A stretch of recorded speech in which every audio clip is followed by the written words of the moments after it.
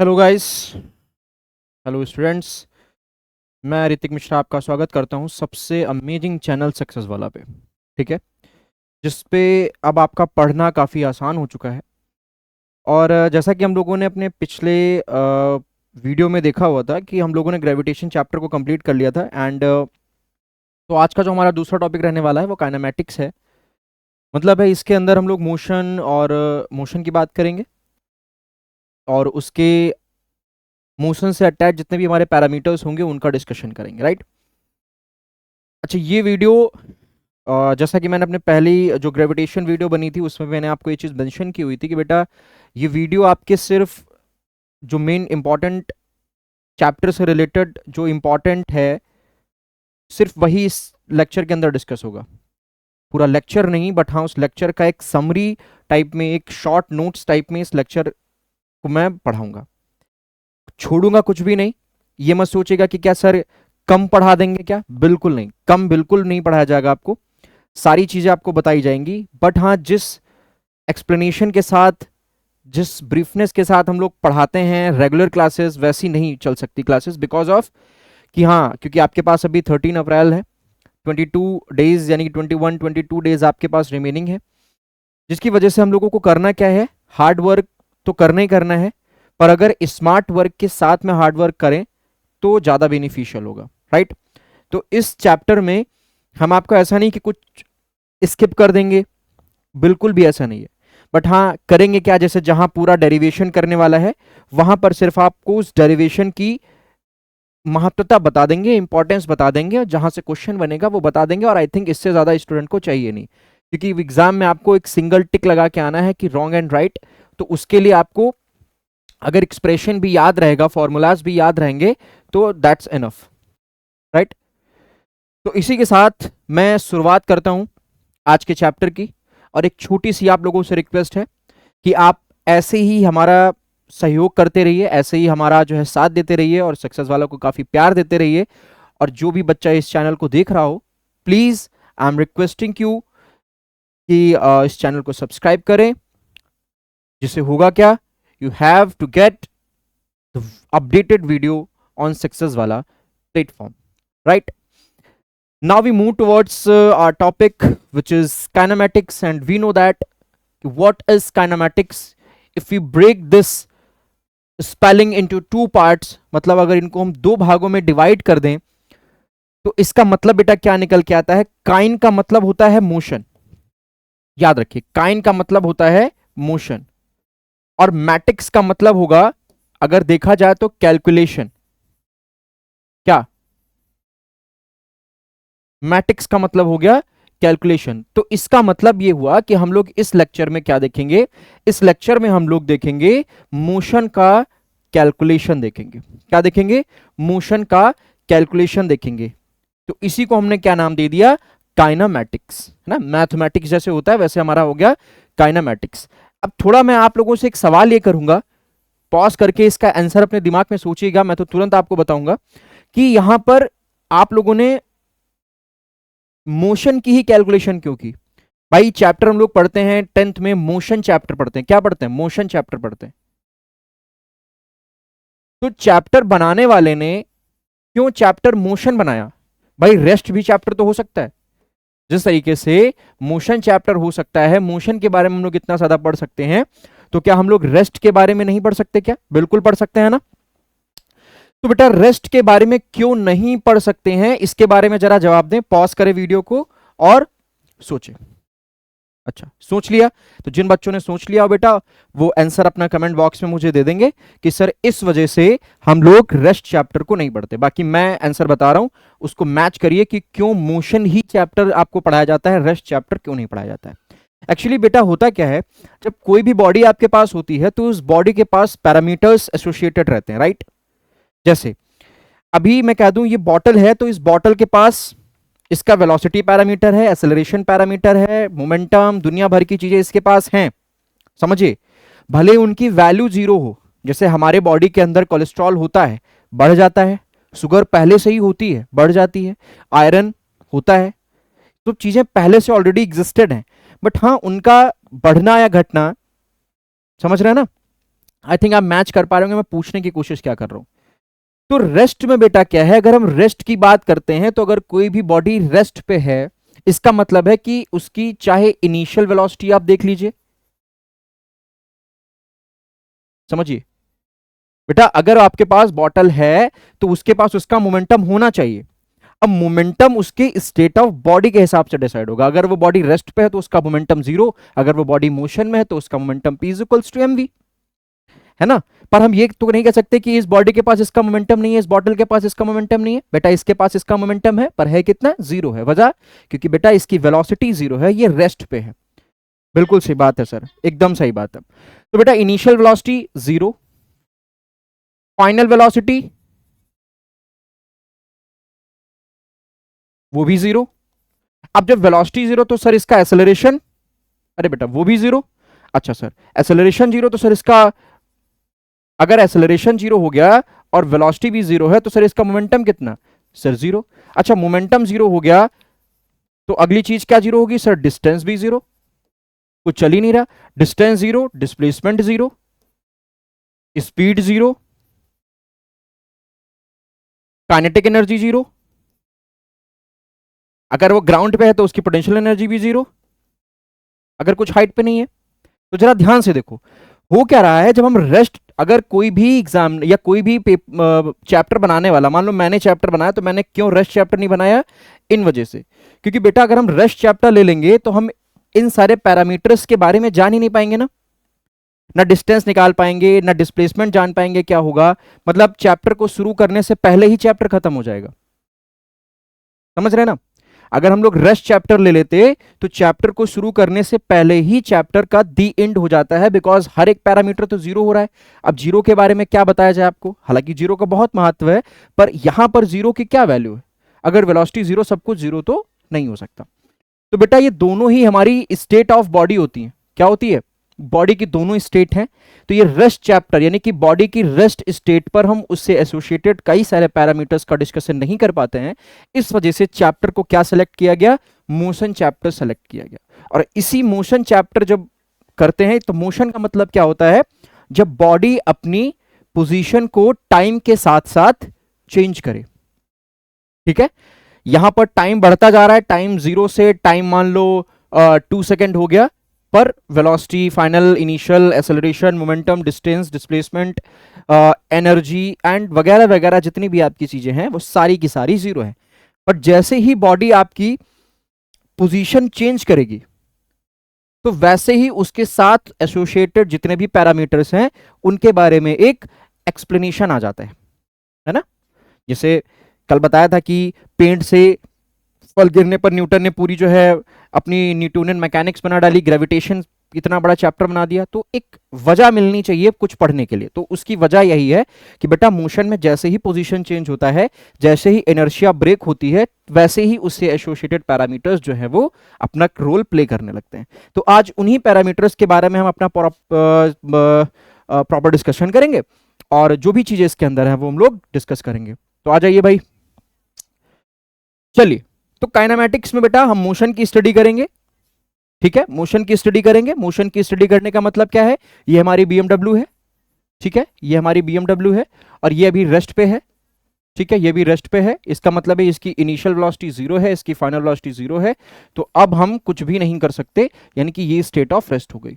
अब जैसे ही ये चली और ये चल के यहां पहुंच गई, ये हमारी BMW यहां पहुंच गई, तो इसने देखो इतनी डिस्टेंस कवर की, कुछ वेलोसिटी रही होगी, कुछ इसकी एनर्जी रही होगी, कुछ कई सारी चीजें रही होंगी। तो आज हम वही सब अपना डिस्कस करेंगे, ठीक है। चलिए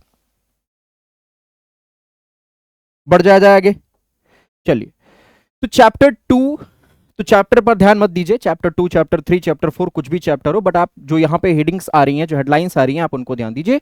पहली चीज हम लोग क्या पढ़ेंगे, मोशन इन स्ट्रेट लाइन पढ़ेंगे। क्या पढ़ेंगे, मोशन इन स्ट्रेट लाइन पढ़ेंगे। तो बेटा स्ट्रेट लाइन मोशन को कई और नामों से जाना जाता है। इसी को बेटा हम लोग बोल देते हैं रेक्टिलिनियर मोशन। क्या बोल देते हैं, रेक्टिलिनियर मोशन, ठीक है। इसी को हम लोग सिर्फ लीनियर मोशन भी बोल देते हैं, ठीक है, इसी को हम एक नाम दे देते हैं वन डायमेंशनल मोशन। ठीक है, क्योंकि नहीं कई नामों से इनको हम जान सकते हैं। तो स्ट्रेट लाइन मोशन का मतलब क्या हो गया कि उसको आप रेक्टिलिनियर मोशन भी बोल सकते हैं। ठीक है, कुछ की हिंदी मुझे मालूम है, जैसे इसको हम लोग लीनियर मोशन को जैसे हम लोग बोलते हैं रेखीय गति। क्या बोलते हैं? रेखीय गति। ठीक है, वन डायमेंशनल को मतलब कहा जाता है एक विमीय गति। जो बच्चे हिंदी वाले हैं वो समझ लें, इसको बोला जाता है एक विमीय गति। एक विमीय गति। एक विमीय का मतलब है या तो बॉडी एक्स एक्सिस पे ही मोशन करेगी, या तो बॉडी एक्स एक्सिस पे चलेगी, ठीक, या वाई एक्सिस पे चलेगी, या जेड एक्सिस पे चलेगी। समझ में आ रही है चीजें? बात समझ में आ रही है? या तो एक्स एक्सिस, या तो वाई एक्सिस, या तो जेड एक्सिस। इसी को हम लोग बोलते हैं वन डायमेंशनल मोशन, या रेक्टिलिनियर मोशन, या लीनियर मोशन, या मोशन इन स्ट्रेट लाइन। तो हम लोग अपने जो ग्राउंड पे करते हैं, ठीक है, जो हमारा फिफ्थ जो मोड ऑफ ट्रांसफॉर्मेशन है, जिसमें हमारी रोड आती है, जो रोड पर व्हीकल्स चलते हैं, उनका मोशन बेटा कैसा होता है? उनका motion motion in straight line होता है। आप घर से निकलते हो कॉलेज के लिए, स्ट्रेट लाइन मोशन है। आपके पापा घर से निकलते हैं कार लेके या गाड़ी लेके या साइकिल लेके, वो स्ट्रेट लाइन मोशन होता है। और आप क्रिकेट खेल रहे हैं, आप ग्राउंड में दौड़ रहे हैं, ये सारे ही सारे आपके स्ट्रेट लाइन मोशन होता है। पर अगर हम एक मक्खी की बात करें, एक बटरफ्लाई की बात करें, या किसी भी इंसेक्ट जोड़ने वाला उसकी बात करें, तो ये सारे मोशंस जो होते हैं वो टू डायमेंशनल्स में आ जाते हैं, है ना। जैसे प्रोजेक्टाइल मोशन आपका दो डायमेंशन में होता है, वो एक टाइम पर एक्स एक्सिस पे भी आगे बढ़ रहा होगा और एक टाइम पे वाई एक्सिस पे भी आगे बढ़ रहा होगा, जिसकी चर्चा अभी हम अपने अगले ही लेक्चर पे इसी में मतलब आगे स्लाइड्स में करेंगे, राइट। तो मोशन इन स्ट्रेट लाइन का मतलब है कि अगर कोई ऑब्जेक्ट, कोई ये हमारा ऑब्जेक्ट है अगर, ठीक है, अगर मेरा कोई ऑब्जेक्ट है, तो वो, अगर कोई ऑब्जेक्ट है, समझिएगा ध्यान से, मान लीजिए ये कोई ऑब्जेक्ट है और ये ऑब्जेक्ट इधर v वेलोसिटी से या u वेलोसिटी से जा रहा है, ठीक है, इसका मास m है। तो इस तरीके के एक ही एक्सिस पर देखो, अगर यहां पर हम एक्सिस बनाने की बात करें, तो एक ये एक्सिस हो गई, एक ये एक्सिस हो गई, ये मास हमारा इसी एक्सिस पे जा रहा है। या मान लो अगर हमारी एक ये एक्सिस हो गई और एक ये एक्सिस है, तो अगर बॉल आपकी सिर्फ ऊपर की तरफ जा रही है, तो ये क्या होगी? ये भी हमारी वन डायमेंशनल मोशन की कैटेगरी में आ जाएगा। समझ में आ गया? तो वन डायमेंशन का मतलब है कि सिर्फ एक ही एक्सिस पर बॉडी का मोशन, राइट। चलिए आगे बढ़ जाए। तो इसमें हम सर बात क्या करेंगे? इससे हम बात क्या करेंगे? इससे हम बात करेंगे इसमें, तो अब हम बात करेंगे डिस्टेंस की, राइट। चलिए अब देखिए, डिस्टेंस और डिस्प्लेसमेंट। डिस्टेंस क्या होता है? The length of actual path between initial and final position of a particle in a given interval of time is called distance. ठीक है, डिस्टेंस क्या होता है? डिस्टेंस होता है the length of the actual path between initial and final point. Actual path की distance, जैसे मैं मान लूं कि ये हमारा कोई पॉइंट ए है और आप यहां से इस तरीके से यहां पे गए, बी पॉइंट तक गए, तो ये जो आप एक्चुअल पाथ देख रहे हो, इसी को बोला जाता है डिस्टेंस। ये जो चीज आप देख रहे हो, मैं इसको एक अलग कलर से अंडरलाइन कर रहा हूं। ये जो आप चीज देख रहे हो, ये जो चीज लंबाई देख रहे हो ना, ये लंबाई, ये लंबाई जो आपकी होगी, उसी को हम बोलेंगे एक्चुअल पाथ। समझ में आ रही है चीज? मान लो ये भाई आपकी रोड बन गई, ये क्या बन गई आपकी? ये आपकी रोड बन गई है, ठीक है, ये आपकी रोड बन गई है। और ये रोड पे मैं ऐसे ऐसे चलो बना देता हूं, ठीक है, समझ में आ गया। तो ये आपकी एक सड़क है, इस सड़क पे, तो इस सड़क की एक्चुअल लंबाई कितनी है, कितनी लंबी सड़क है, वही हमारा क्या होता है? एक्चुअल पाथ होगा, और उसी को हम बोलते हैं डिस्टेंस। ठीक है, समझ में आ गया। तो एक्चुअल पाथ लिख लीजिए यहां पर। एक्चुअल पाथ जो हमारा होता है, एक्चुअल पाथ जो होता है, तो एक्चुअल पाथ की जो लेंथ होती है, एक्चुअल पाथ की जो लेंथ होती है, उसी को हमने नाम क्या दे दिया? उसी को हमने नाम दे दिया डिस्टेंस। क्या नाम दे दिया? उसी को हमने नाम दे दिया डिस्टेंस। समझ में आ गया? उसी को हमारा क्या नाम दे दिया गया भैया? उसी को नाम दे दिया गया डिस्टेंस। क्या कहते हो? बिल्कुल सही बात सर, बिल्कुल दे दिया गया। चलिए, अच्छा इसके बारे में कुछ बात कर ले, छोटी छोटी बातें कर ले बेटा। ये हमारी एक वेक्टर क्वांटिटी होती है। क्या होती है?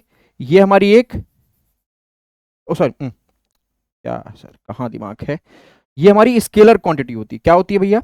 ये जो हमारी होती है डिस्टेंस जो होती है वो स्केलर क्वांटिटी होती है। क्या होती है? स्केलर क्वांटिटी होती है। क्या होती है? स्केलर क्वांटिटी होती है। अगला पॉइंट अगर इसके बारे में बात कर लें तो ये इट ऑलवेज, ये ऐसे देख लीजिए, ऑलवेज बी पॉजिटिव,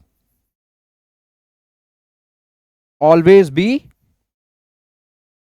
पॉजिटिव, ये हमेशा पॉजिटिव रहती है। ठीक है, इट ऑलवेज बी पॉजिटिव। ठीक है, ये हमेशा पॉजिटिव रहती है।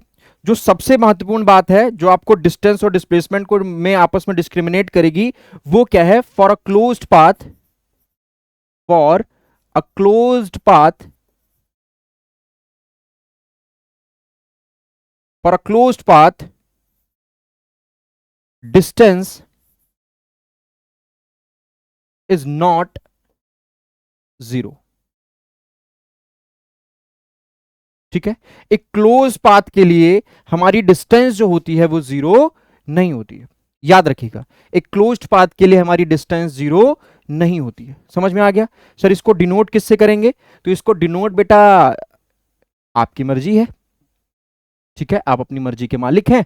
आप इसको जिस तरीके से डिनोट करने की कोशिश करना चाह रहे हैं तो उस तरीके से आप इसको डिनोट कर सकते हैं। कैसे डिनोट करेंगे सर? डिनोट इसको हम लोग कर सकते हैं डिनोटेड बाय, ध्यान रखिएगा, डिनोटेड बाय, मैं डिनोट कर रहा हूं डिस्टेंस को, मान लिया कैपिटल डी से। किससे? कैपिटल डी से मैं इसको डिनोट किए दे रहा हूं। समझ में आ गया? समझ में आ गया? ये जीरो भी हो सकती है, ये जीरो भी हो सकती है जब टाइम जीरो हो और बॉडी आपकी रेस्ट पे हो तो डिस्टेंस भी आपकी जीरो ही निकल के आती है। छोटी छोटी चीजें हैं। फिर हम बात कर लेते हैं डिस्प्लेसमेंट की। क्या बात कर लें सर? डिस्प्लेसमेंट की बात कर ले तो डिस्प्लेसमेंट क्या होता है?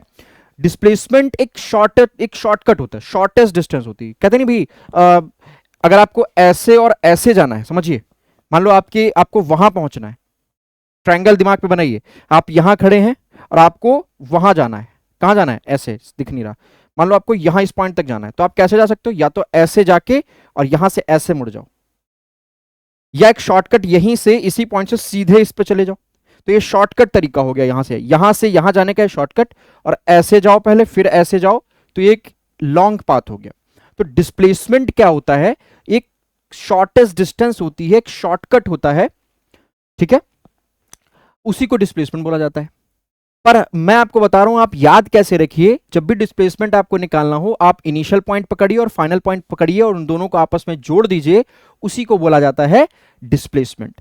जैसे मैं अगर इसी फिगर की बात कर लूं तो ये ए से बी जा रहा था पार्टिकल, कहां से कहां? ए से बी जा रहा था, ए से बी जा रहा था, तो इसकी एक्चुअल पाथ की जो लंबाई ए बी होगी वो ए से बी तक की जो होगी, मान लो यहां एक पॉइंट मैं एक्स दिए दे रहा हूं, ए एक्स बी, यहां पर भी एक आप पॉइंट एक्स दे दो, तो ए एक्स बी जो है भाई, ए एक्स बी, ए एक्स और बी, तो ए एक्स बी आपकी डिस्टेंस है।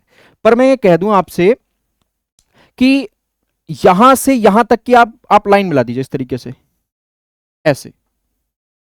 मैंने कहा इनिशियल पॉइंट पकड़िए, इनिशियल पॉइंट पकड़िए और फाइनल पॉइंट पकड़िए, और इनिशियल और फाइनल पॉइंट को आपस में जोड़ दीजिए, तो जो डिस्टेंस बनेगी, मान लो ये लंबाई जो बन रही है, समझिएगा ध्यान से, तो ये जो आपकी डिस्टेंस आपको दिखाई दे रही है, मान लो इसकी वैल्यू मैं मान लो आर ले रहा हूं, तो ये जो आर आपको दिखाई दे रहा है, यही आर हमारी क्या होगी? डिस्प्लेसमेंट होगी। ठीक है, यही आर को हम क्या बोलेंगे?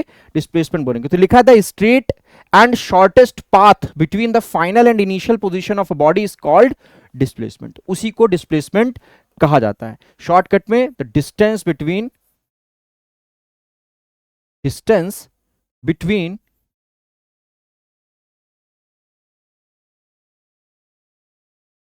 Initial and final point, initial और फाइनल पॉइंट के बीच की डिस्टेंस को ही हम क्या बोलते हैं?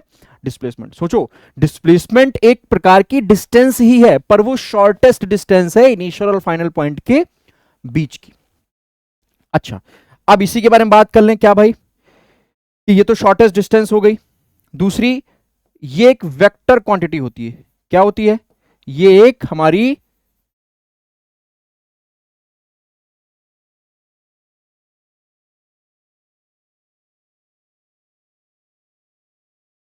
वेक्टर क्वांटिटी होती है।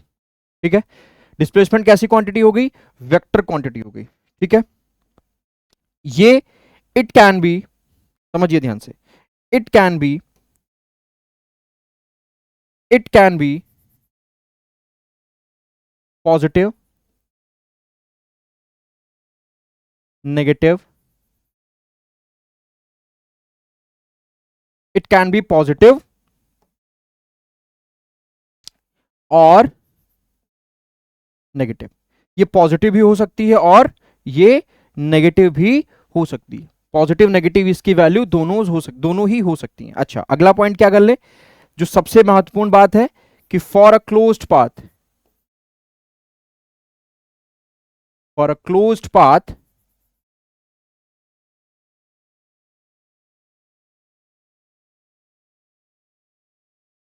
डिस्प्लेसमेंट ऑलवेज बी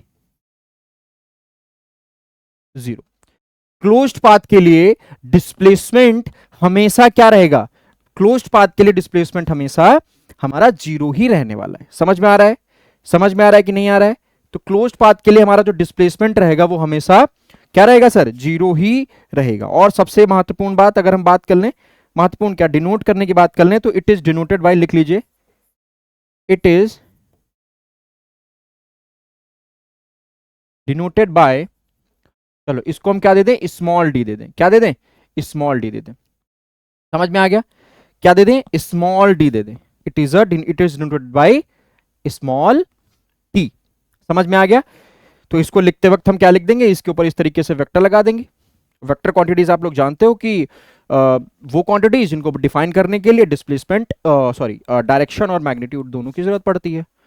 ठीक है, फटाफट थम्स अप कर दें कि हाँ सर बिल्कुल एक बात समझ में आ गई, और पॉज करके इसको एक बार सारे बच्चे देख ले। ठीक है, सारे पॉइंट्स कवर हो गए। वेक्टर क्वांटिटी हो गई, पॉजिटिव और नेगेटिव दोनों हो सकती है। और एक क्लोज्ड पाथ के लिए, क्लोज्ड पाथ का मतलब सर कि मान लो कि आप यहां पे खड़े हो और आप एक सर्कल पाथ पे जाके ऐसे यहीं पर पाथ को खत्म कर रहे हो। समझो ध्यान से, क्या किया आपने? आपने यहीं यहां आए और यहीं से आप यहां पर घूम के वापस आ गए। इस ए पॉइंट पर आप आए थे और ए ही पॉइंट पर आप घूम के वापस आ गए। तो हमने अभी पढ़ा कि इनिशियल और फाइनल पॉइंट के बीच की, भाई इसका अगर हम यहां पर डिस्टेंस की बात करें, समझो, तो डिस्टेंस की अगर हम बात करें तो डिस्टेंस का मतलब है कि एक्चुअल पाथ होना चाहिए। और एक्चुअल पाथ क्या है? इस सर्कुलर पाथ की सरकमफेरेंस। इसका मतलब है डिस्टेंस तो हमारी यहां पर 2 पाई आर हो जाएगी। क्या हो जाएगी? डिस्टेंस हमारी यहां पर 2 पाई आर हो जाएगी। डिस्टेंस हमारी क्या हो जाएगी?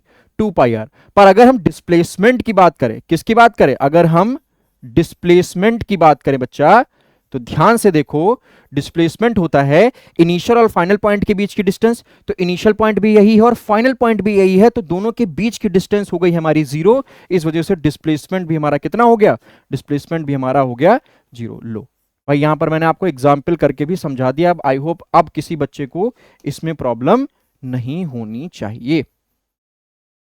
ठीक है, समझ में आ गई चीज? समझ में आ गई बात आपको? सर बिल्कुल समझ में आ गई। ठीक है, क्लियर हो गए?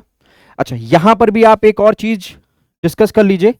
यहीं पर आप एक छोटी सी चीज समझ लीजिए कि जब आप वेलोसिटी टाइम ग्राफ पढ़ेंगे, वीटी ग्राफ पढ़ेंगे, मेरे पिछले लेक्चर में आपने पढ़ा है वीटी ग्राफ, जब आप पढ़ रहे होगे तो हम लोग जानते हैं कि एरिया ऑफ जो वीटी ग्राफ है, एरिया ऑफ जो वीटी ग्राफ का एरिया होता है,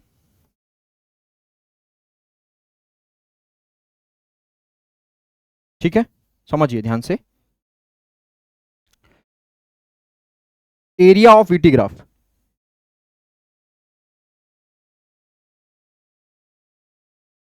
एरिया ऑफ वीटी ग्राफ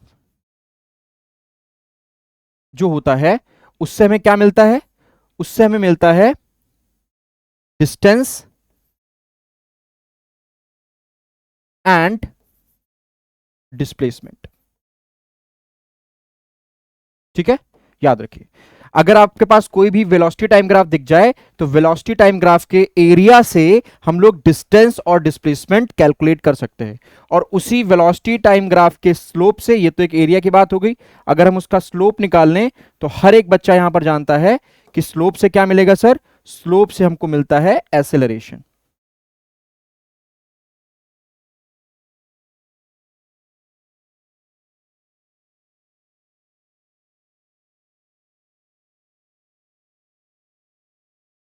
ठीक है, क्या मिलेगा, acceleration.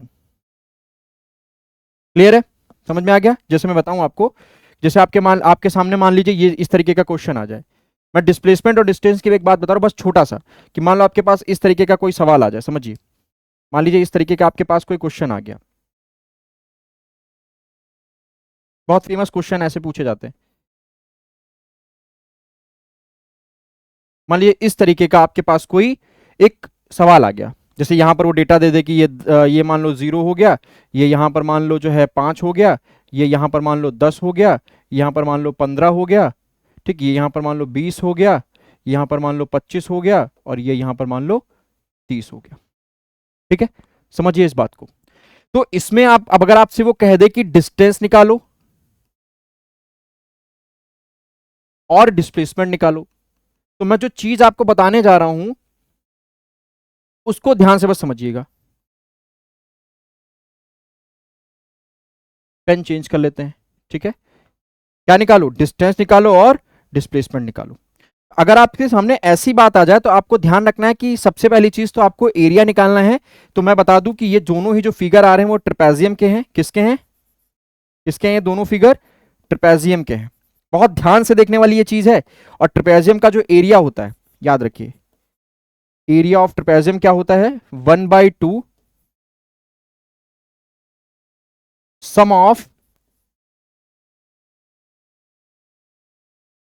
Parallel side into distance between them.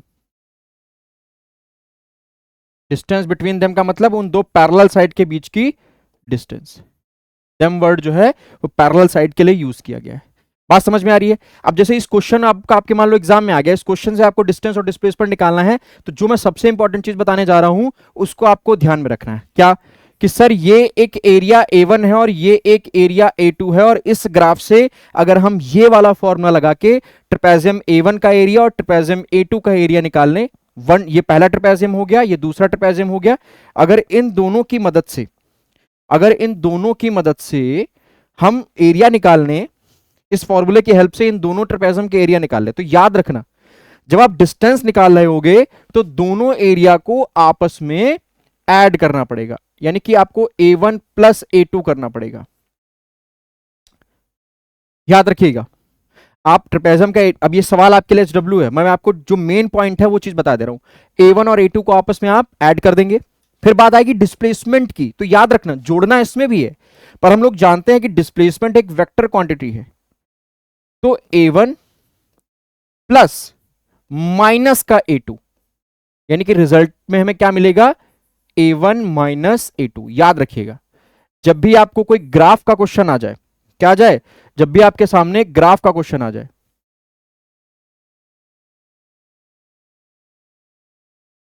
जब भी आपके सामने ग्राफ का क्वेश्चन आ जाए, तो आप याद रखिएगा कि डिस्प्लेसमेंट निकालते वक्त आपको दोनों एरिया को माइनस करना पड़ेगा, और डिस्टेंस निकालते वक्त दोनों एरिया को जोड़ना पड़ेगा। अब सवाल ये उठता है कि क्या सर अगर फिगर कुछ ऐसा होता, क्या ऐसा फिगर होता अगर इस तरीके से,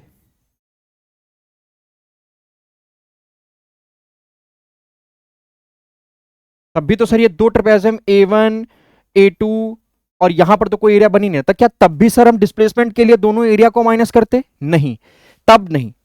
तो हुआ क्या, तो ध्यान आपको क्या रखना है, जब डिस्प्लेसमेंट आप निकाल रहे हो और एक्स एक्सिस के नीचे जो ग्राफ बन रहा हो, एक्स एक्सिस के नीचे जो ग्राफ बन रहा होगा उसका एरिया आपको नेगेटिव लेना पड़ेगा, और जो एक्स एक्सिस के ऊपर बन रहा होगा उसका एरिया आपको पॉजिटिव लेना पड़ेगा। डिस्टेंस निकालते वक्त आपको कुछ भी नहीं सोचना, चाहे एरिया ऊपर के हिस्से में हो चाहे एरिया नीचे के हिस्से में हो, दोनों ही केसेस में आपका क्या होगा, दोनों ही केसेस में आपको दोनों एरियाज को ऐड कर देना है। पर डिस्प्लेसमेंट एक वेक्टर क्वांटिटी होती है, उसको निकालते वक्त आपको ये चीज ध्यान रखनी है कि जो एरिया एक्स एक्सिस के ऊपर बन रहा है उसको हमें पॉजिटिव लेना है, और जो एरिया एक्स एक्सिस के नीचे बन रहा है उसको हमें नेगेटिव लेना है। फिर इन दोनों को जोड़ना है और यहां पर ऑपरेशन लगा देना है, यानी कि रिजल्टेंट में दोनों एरिया का, दोनों ट्रेपेजम के एरियाज को माइनस करना पड़ेगा। ठीक है, ये न्यूमेरिकल की थियरी है, बस इसको आप प्रॉपरली इसको ध्यान में रख सकते हैं। ठीक है, आगे बढ़ जाएं।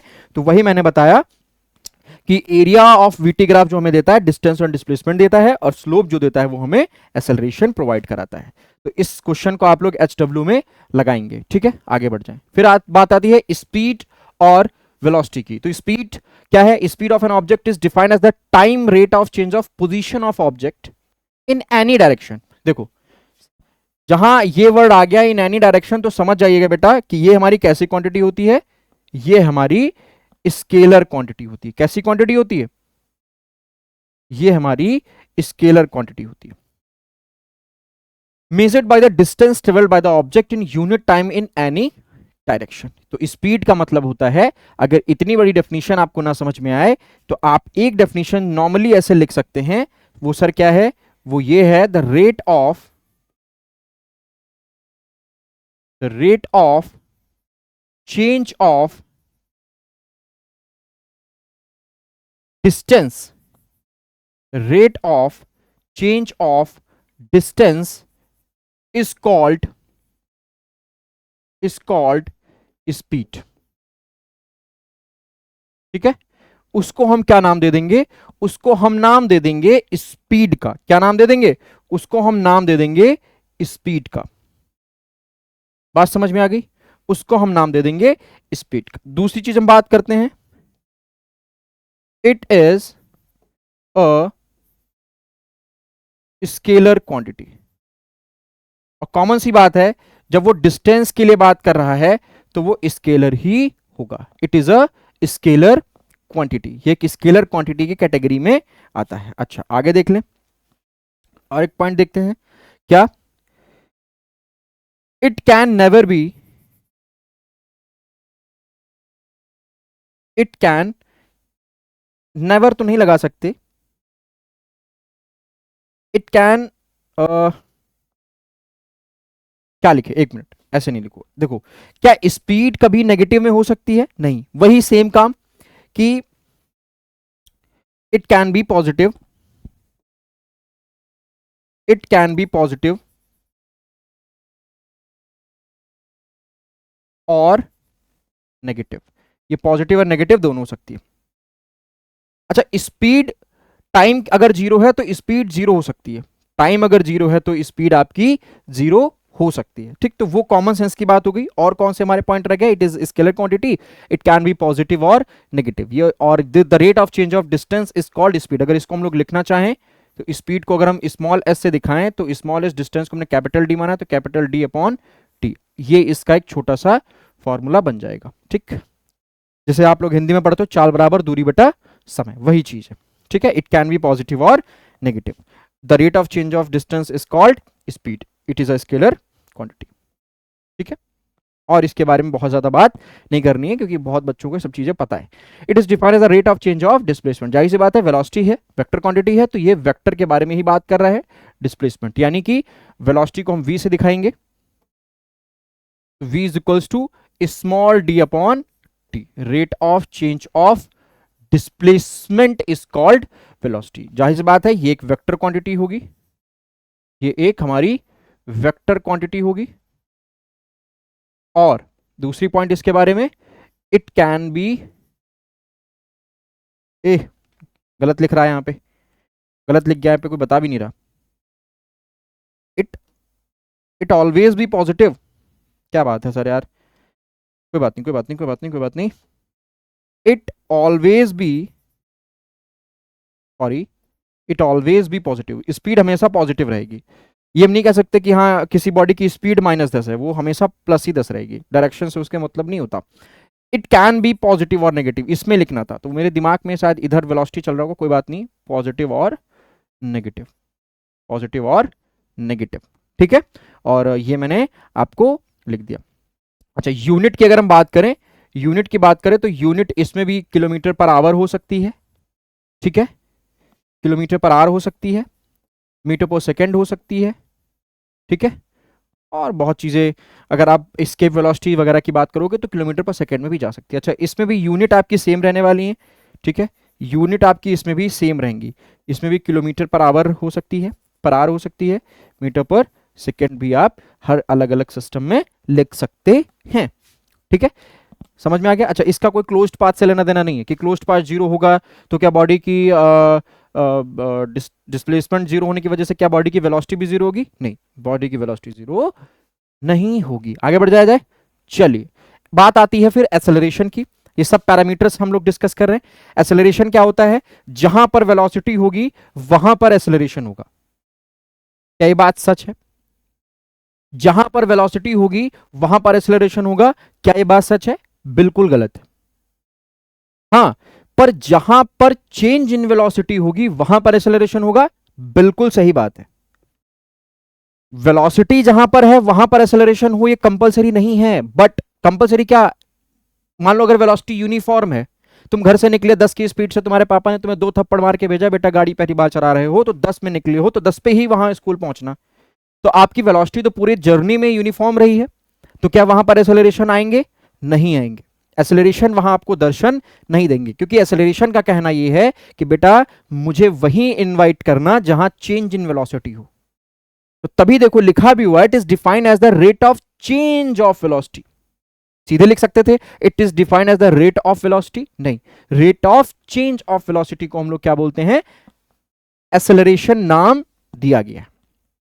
ठीक है, अब चेंज इन वेलोसिटी बेटा दो तरीके से हो सकता है, या तो वेलोसिटी इंक्रीज हो रही हो और या तो वेलोसिटी डिक्रीज हो रही हो। भाई उसने चेंज इन लिखा है ना, तो चेंज का मतलब है कोई चीज या तो बढ़ रही होगी या तो घट रही होगी। तो जब इंक्रीज कर रही होगी तो उसको ही नाम दिया गया एक्सेलरेशन, वो भी पॉजिटिव एक्सेलरेशन। और जो जब वेलोसिटी घटने लगी तो उसको नाम क्या दिया गया? रिटार्डेशन। क्या नाम दिया गया? रिटार्डेशन। जिसको हमने कहा क्या, उसको हम लोग बोल दिए नेगेटिव एक्सेलरेशन। मतलब अगर मैं आपको दो वैल्यू दे दूं, एक 20 दे दूं और एक -20 दे दूं, तो 20 जो है वो एक्सेलरेशन है और -20 जो है वो रिटार्डेशन है। तो आप समझ जाइएगा, सॉरी, -20 जो है वो नेगेटिव एक्सेलरेशन है, इसका मतलब है यहां पर 20 का रिटार्डेशन हो रहा है। ठीक है, नेगेटिव एक्सेलरेशन ही होता है। जैसे मैं आपसे बात करूं कि कोई घर से निकला 10 की स्पीड से, 5 सेकंड के बाद उसकी स्पीड जो है 20 हो गई, तो यहां वेलोसिटी बढ़ रही है, तो यहां पॉजिटिव एक्सेलरेशन आएगा। अब मैं कह दूं कोई घर से निकला था 20 की स्पीड से, भीड़ भाड़ में उसकी स्पीड 10 हो गई, तो ये नेगेटिव एक्सेलरेशन आएगा और वैल्यू इसकी रिटार्डेशन के लिए आपको पॉजिटिव ही लिखनी है। Negative acceleration is called retardation. समझ में आ रही है बात? तो it is a vector quantity. जैसे मैं यहां पे कहूं ये चीज, चलो देख लेते हैं, ये चीज मान लो 5 सेकंड के लिए हो रहा है, पहले एक्सेलरेशन का फॉर्मूला समझ लो, उसके बाद ये समझ में आएगा। तो एक्सेलरेशन को हम डिफाइन करते हैं ए से।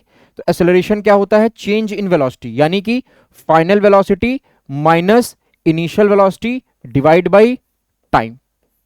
ये हमारा एक्सेलरेशन का फॉर्मूला होता है। ऊपर लिखा हुआ है चेंज इन वेलोसिटी और नीचे लिखा हुआ है टाइम।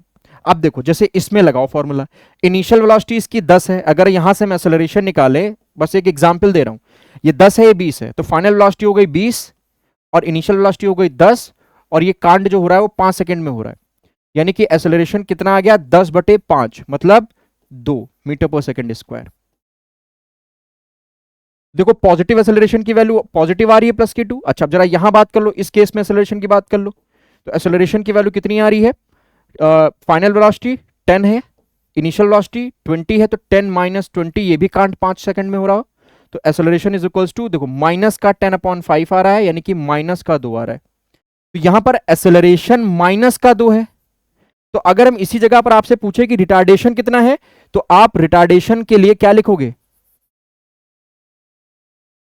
समझिएगा, जब आपसे कहते हैं रिटार्डेशन कितना है, एक्सेलरेशन तो यहां माइनस का 2 है, पर अगर आपसे पूछे रिटार्डेशन कितना है, तो आप जानते हो रिटार्डेशन को बोलते हैं नेगेटिव एक्सेलरेशन। और एक्सेलरेशन की यहां वैल्यू रख दो -(-2), यानी कि ये वैल्यू आ जाएगी +2। समझ में आ गए? तो रिटार्डेशन प्लस का 2 है, लेकिन एक्सेलरेशन माइनस का 2 है। तो इसी वजह से मैंने यहां पर लिख दिया है कि रिटार्डेशन जो होता है वो नेगेटिव एक्सेलरेशन के बराबर होता है। समझ में आ गया? आई होप कि आपको चीजें समझ में आ रही हैं। तो ये क्या है? एक वेक्टर क्वांटिटी होती है, ठीक है। Its direction is same as that of change in velocity, जिस डायरेक्शन में वेलोसिटी चेंज हो रही है, and not of the velocity, velocity की चेंज इन वेलोसिटी जिस डायरेक्शन में हो रही है उसकी डायरेक्शन में इसकी डायरेक्शन होती है, ना कि सिर्फ वेलोसिटी की। That's why acceleration in circular motion is towards the centre. याद रखना, बहुत इंपॉर्टेंट पॉइंट है। फिर डायमेंशन इसकी mlt-2 होती है और यूनिट इसकी सीजीएस में सेंटीमीटर पर सेकंड स्क्वायर होती है और एसआई में इसकी मीटर पर सेकंड स्क्वायर होती है। समझ में आ गया? समझ में आ गया? कोई दिक्कत की बात? बिल्कुल सही है, ठीक। ये फॉर्मूला आपको रट लेना है, बस ध्यान देना है रिटार्डेशन और एक्सेलरेशन में, ठीक है। जैसे मैं कह दूं, एक बार मैं और बता दे रहा हूं, जैसे मैं कह दूं एक्सेलरेशन 20 है, तो तुम समझ जाना कि यहां वेलोसिटी बढ़ रही है। पर मैं अगर कह दूं कि एक्सेलरेशन माइनस का 20 है, तो आप समझ जाइएगा कि यहां पर वेलोसिटी घट रही है, और वेलोसिटी घट रही है तो या तो आप एक्सेलरेशन को माइनस का 20 लिखो, अगर आपसे रिटार्डेशन पूछा गया है तो आप इसी ए को माइनस ऑफ ए लिख दो, यानी कि माइनस इसके पास पहले से इसकी वैल्यू है और माइनस ऑफ ए की जगह पर रख दिया, तो ये प्लस की 20 आ गई। तो जो मैं बताने की कोशिश कर रहा हूं, आई होप आप लोगों को ये चीजें समझ में आ रही हैं, ठीक है। क्लियर है बात? बात क्लियर हो गई? आगे बढ़ जाया जाए, चलिए। एक्सेलरेशन भी हमारा हो गया, ये भी एक वेक्टर क्वांटिटी होती है, इसके ऊपर आप वेक्टर लगा सकते हो। चलिए आगे, फिर बात आती है kinematic equation of uniformly accelerated motion, ठीक है। इसी को बोला जाता है न्यूटन्स इक्वेशन ऑफ मोशन। थम जा भाई, आलिए रे आलिए।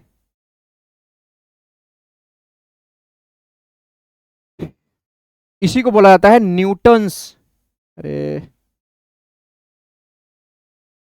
Newton's equation of motion. क्या नाम दिया गया? इसी को दिया गया न्यूटन्स इक्वेशन ऑफ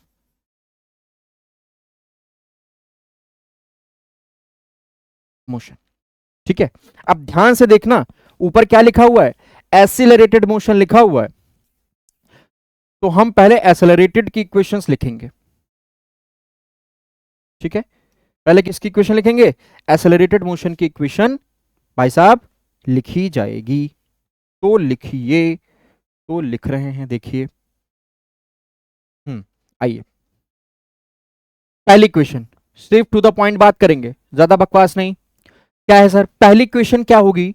पहली इक्वेशन होती है v बराबर u प्लस एटी। अब ध्यान से देखो, यहां पर प्लस का एक्सेलरेशन यूज हुआ है। याद करने का तरीका बता रहा हूं, डेरिवेशन वेरिएशन से कोई मतलब नहीं मेरे भाई, वहां तुमको टिक मारना है, ठीक है। कुछ बच्चे कह रहे डेरिवेशन भी कराएं, डेरिवेशन क्यों कराने की जरूरत है, सिर्फ ऐसे समझिए, ठीक है। समझ में आ गया? यहां पर मैं एक चीज, एक बार आपको चीज बता दे रहा हूं, यहां पर v क्या है, चलिए मैं अगले एक डिफरेंट कलर से लिखे दे रहा हूं, शायद आप लोगों को पता होगा, पर फिर भी मैं, कुछ बच्चे जो ऐसे हैं जिनके लिए ये जरूरी है, तो मैं v को लिखे दे रहा हूं। बीटा v जो होता है वो हमारी फाइनल वेलोसिटी होती है। क्या होती है? v जो हमारी होती है वो फाइनल वेलोसिटी होती है, ठीक है। u जो हमारी होती है वो इनिशियल वेलोसिटी होती है। क्या होती है? u जो होती है वो इनिशियल वेलोसिटी होती है। a आप सबको पता है, a क्या होता है? a हमारा होता है एक्सेलरेशन,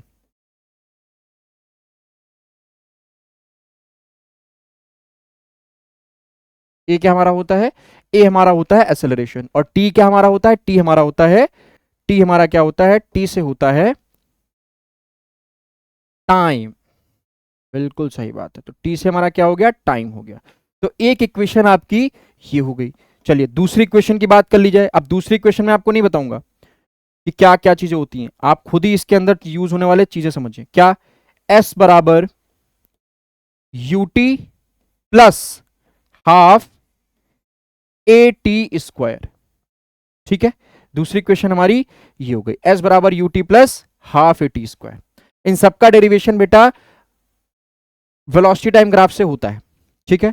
तीसरी इक्वेशन की बात कर ली जाए, तीसरी इक्वेशन की बात कर ली जाए, तो पहली इक्वेशन हो गई v बराबर u प्लस ए टी, दूसरी इक्वेशन हो गई s बराबर u t plus half a t square, और तीसरी इक्वेशन हो गई v square is equals to u square plus 2as। अब यहां पर एक चीज जो s की वैल्यू आई है वो मैं आपको बता दे रहा हूं। s यहां पर क्या है? s यहां पर है डिस्टेंस। क्या है s? s हमारा है डिस्टेंस। क्या है s? s हमारा है यहां पर डिस्टेंस। बाकी आपको तीनों चीजें अच्छे से मालूम है, ठीक। तो ये तीन इक्वेशन हो गई हमारी न्यूटन्स इक्वेशन ऑफ मोशन। जब बॉडी यूनिफॉर्मली एक्सेलरेटेड मोशन में हो, मतलब आपकी वेलोसिटी बढ़ रही हो। क्या हो रही हो? ऐसे आपकी वेलोसिटी बढ़ रही हो, ठीक है। अच्छा, इसमें इन्होंने क्या किया है, स्लाइड बनाते वक्त शायद हमारी टीम ने सिर्फ एक्सेलरेटेड मोशन की डाली है, पर मैं आपको बता दे रहा हूं। तो ये न्यूटन्स इक्वेशन ऑफ मोशन हो गई एक्सेलरेटेड की। किसकी? एक्सेलरेटेड की। अब अगर इधर ही पहला पॉइंट ए पॉइंट हो गया, मान लो ए की इक्वेशन लिख दी मैंने। अब हम बी की बात करेंगे। इधर बी में हमें क्या लिखना है वो भी हमें लिखेंगे, मतलब वो भी हम इसी तरीके से लिखेंगे। न्यूटन्स, फर्क देखिएगा बस,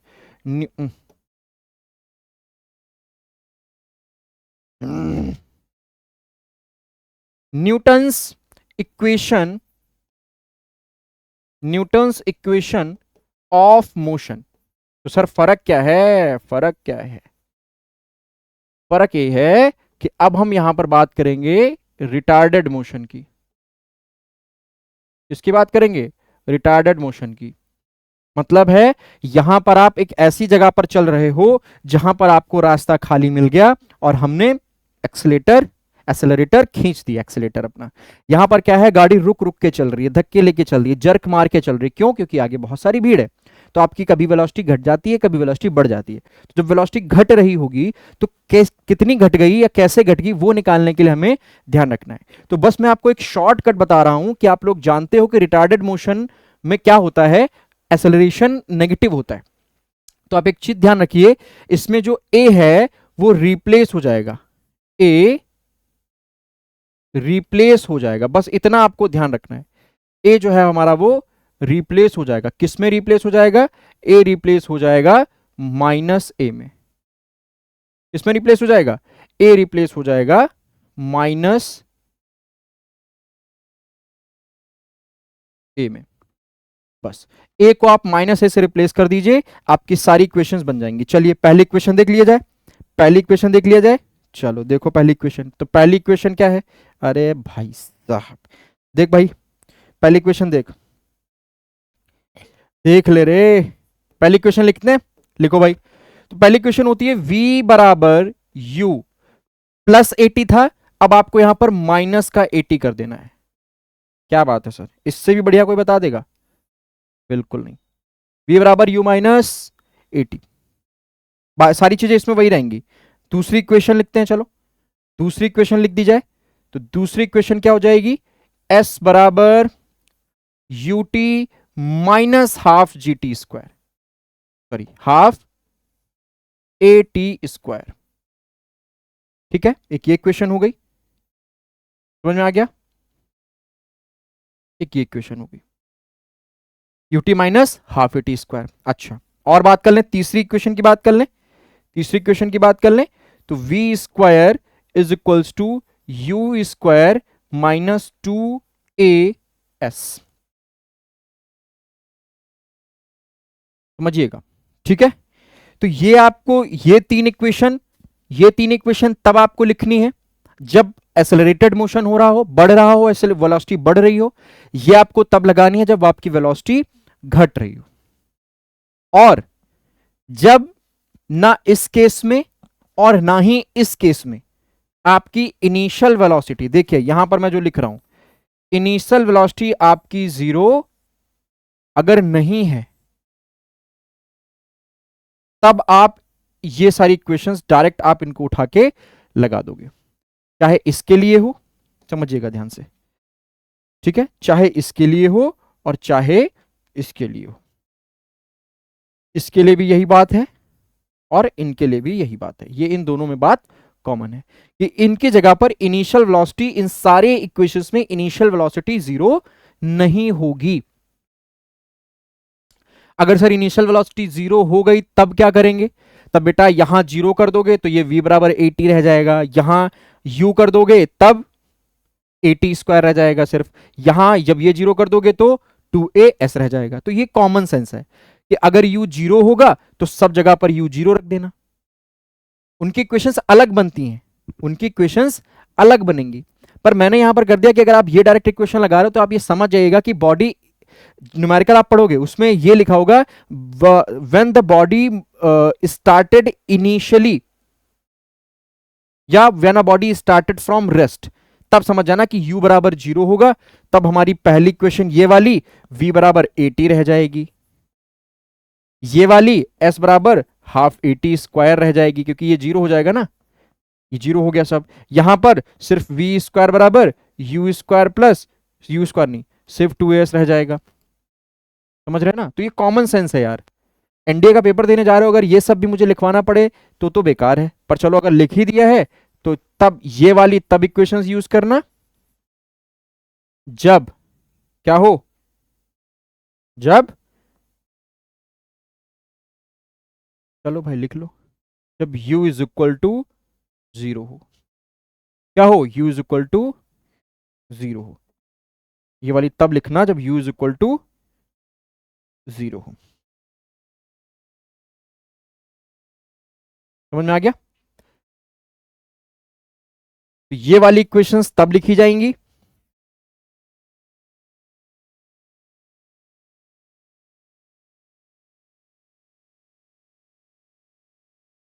लो,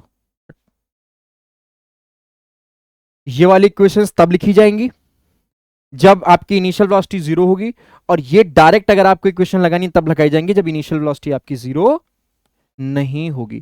सर क्या इनमें आपने नहीं लिखा v बराबर -80? तो ये मत लिखो, क्योंकि अगर बॉडी की वेलोसिटी इनिशियल है तो जाहिर सी बात है कि वो बढ़ने ही वाली है। क्या होगी? वो बढ़ेगी ही ना, वो बढ़ेगी ही, इस वजह से इनमें लिखने की जरूरत नहीं है। तो ये आपको याद रखना है, ठीक है, ये आपको याद रखना है, ठीक है, समझ में आ गया? अच्छा, तो ये तो बात हो गई हमारी हॉरिजॉन्टल मोशन पे, जब आप हॉरिजॉन्टल पे चल रहे हो v बराबर u प्लस 80। अब आगे बात आ गई, देखो समझिएगा,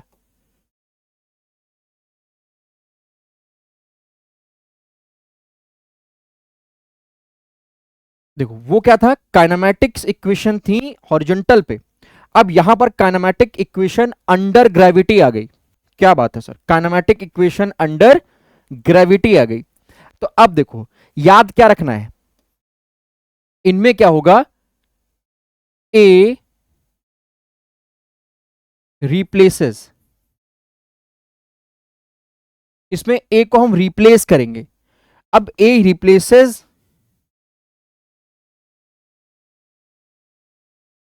इधर प्लस का जी एंड इधर इधर प्लस जी एंड नहीं यार, इधर के साथ जो कंजक्शन पेयर आता है वो और आता है, इधर प्लस जी और माइनस जी, और माइनस जी। अब कब प्लस जी लगाना है, कब माइनस जी लगाना है, इसकी गणित है, ठीक है। तो कब प्लस जी लगाना है, कब माइनस जी लगाना है, सिर्फ इसकी ही मैट्रिक्स है, बाकी और कुछ नहीं है। तो वो मैं आपको समझा रहा हूं। देखो मैं यहां पर बात करूंगा जब, अब देखो अंडर ग्रेविटी का मतलब मैं समझा दूं कि जब कोई भी ऑब्जेक्ट आपकी या तो अर्थ से ऊपर की तरफ फेंकी गई हो, समझिए ये कल के ग्रेविटेशन लेक्चर में मैंने बताया, जब कोई भी ऑब्जेक्ट आपका अर्थ से ऊपर फेंका गया हो, या जब कोई भी ऑब्जेक्ट आपका अर्थ की तरफ फेंका गया हो, तब उस ऑब्जेक्ट की वेलोसिटी क्या होती है, तब उस ऑब्जेक्ट में क्या चेंजेस आएंगे, वो मुझे आपको बताना है। समझ में आ गया है? तो देखो पहले मैं क्या, अच्छा इस तरीके के मोशन को देख लीजिए, तो इसको बोलते हैं अपवर्ड मोशन और इसको बोलते हैं डाउनवर्ड मोशन। तो हम पहले किसकी बात करेंगे, अपवर्ड मोशन की बात कर लें, ठीक है, आई थिंक समझ में आ गया होगा। तो पहले हम बात कर लेते हैं अपवर्ड मोशन की, किसकी बात कर लें, अपवर्ड मोशन। अपवर्ड मोशन का मतलब है, अपवर्ड मोशन का मतलब क्या है बेटा, आई थिंक सब लोग जान रहे हो। अपवर्ड मोशन का मतलब यह है कि जब ऑब्जेक्ट आपका अर्थ से ऊपर की तरफ फेंका गया, मैं यहां पर फिगर भी बना दे रहा हूं, कोई समस्या वाली बात नहीं है। मान लिया ये हमारा एक अर्थ है, ठीक है, ये क्या है, अर्थ तो लग नहीं रही है, पर हाँ हाँ अर्थ का हम थोड़ा सा हिस्सा देखो बना रहे हैं। ये क्या है हमारी, मान लो ये हमारी अर्थ हो गई, ठीक है, ये क्या हो गई, ये हमारी अर्थ हो गई। नहीं मजा आया तो ये देखो इस तरीके से बना दो, ऐसे बना। तो अब क्या है, मान लो ये एक बॉल है, इस बॉल को मैंने ऊपर की तरफ फेंका, तो यहां पर ये बॉल आ गई। ठीक है, क्या हुआ, इसकी वेलोसिटी देखो, इसका वेलोसिटी वेक्टर ऊपर की तरफ है। ठीक है, इसका वेलोसिटी वेक्टर ऊपर की तरफ है, ऊपर की तरफ जा रही है, बॉल है, ये क्या है, ये बॉल है, पहले यहां पे थी, अब ये इनिशियल वेलोसिटी मान लो जीरो है, चलो ऐसे, या जीरो मान लो, या यू स्पीड से फेंकी गई, फाइनल वेलोसिटी इसकी यहां पर आके हुई, तो बॉल यहां पर अभी है, तो इसके वेलोसिटी वेक्टर ऊपर है और इसका ग्रेविटेशनल वेक्टर जो है वो नीचे की तरफ है। जो एक्सेलरेशन वेक्टर है वो इसका यहां नीचे की तरफ है और वेलोसिटी वेक्टर यहां पर ऊपर की तरफ है। तो इसका मतलब है जब अपवर्ड मोशन हो रहा होगा तो आपको एक चीज ध्यान में रखनी है, हेयर हेयर मैंने कहा ए रिप्लेस होगा या तो प्लस जी में या तो माइनस जी में, तो here a replaces by here e replaces a replaces by negative g. अब नेगेटिव जी का क्या मतलब है सर, मैंने कहा था नेगेटिव जी का मतलब है रिटार्डेशन, और रिटार्डेशन जहां हो रहा होगा मतलब वेलोसिटी घट रही होगी। तो समझो कोई बॉल ऊपर की तरफ जा रही है और अर्थ उसको अपनी तरफ खींच रही है, इसका मतलब है उसकी वेलोसिटी पर सेकंड घटेगी, यानी कि वहां पर रिटार्डेशन आएगा, तभी मैंने एक्सेलरेशन को नेगेटिव जी में चेंज किया है। तो इक्वेशंस क्या बनेंगी बेटा, तो देखो पहली इक्वेशन क्या बन गई, पहली इक्वेशन हमारी बन गई v is equals to u minus g t. A t होता था देखो, बस जहां जहां ए है वहां वहां जी लगा देना है। अब डाउनवर्ड है तो हमें ये वाली इक्वेशंस लेनी, अपवर्ड है तो ये वाली इक्वेशंस लेनी पड़ेंगी।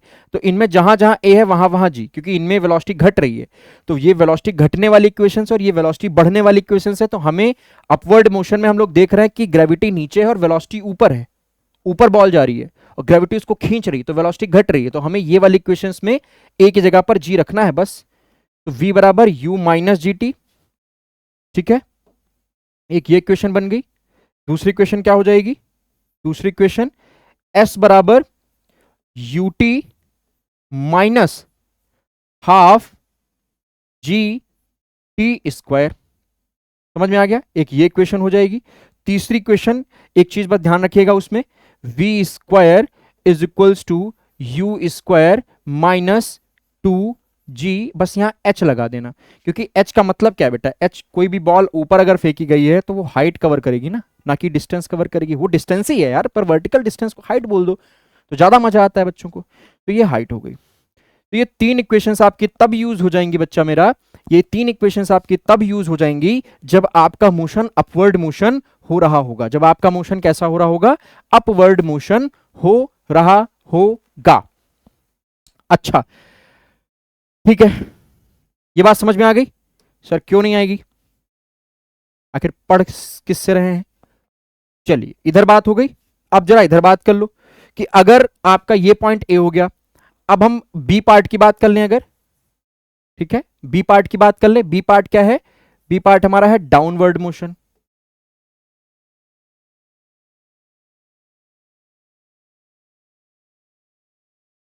ठीक है, बी हमारा क्या है, बी हमारा है डाउनवर्ड मोशन।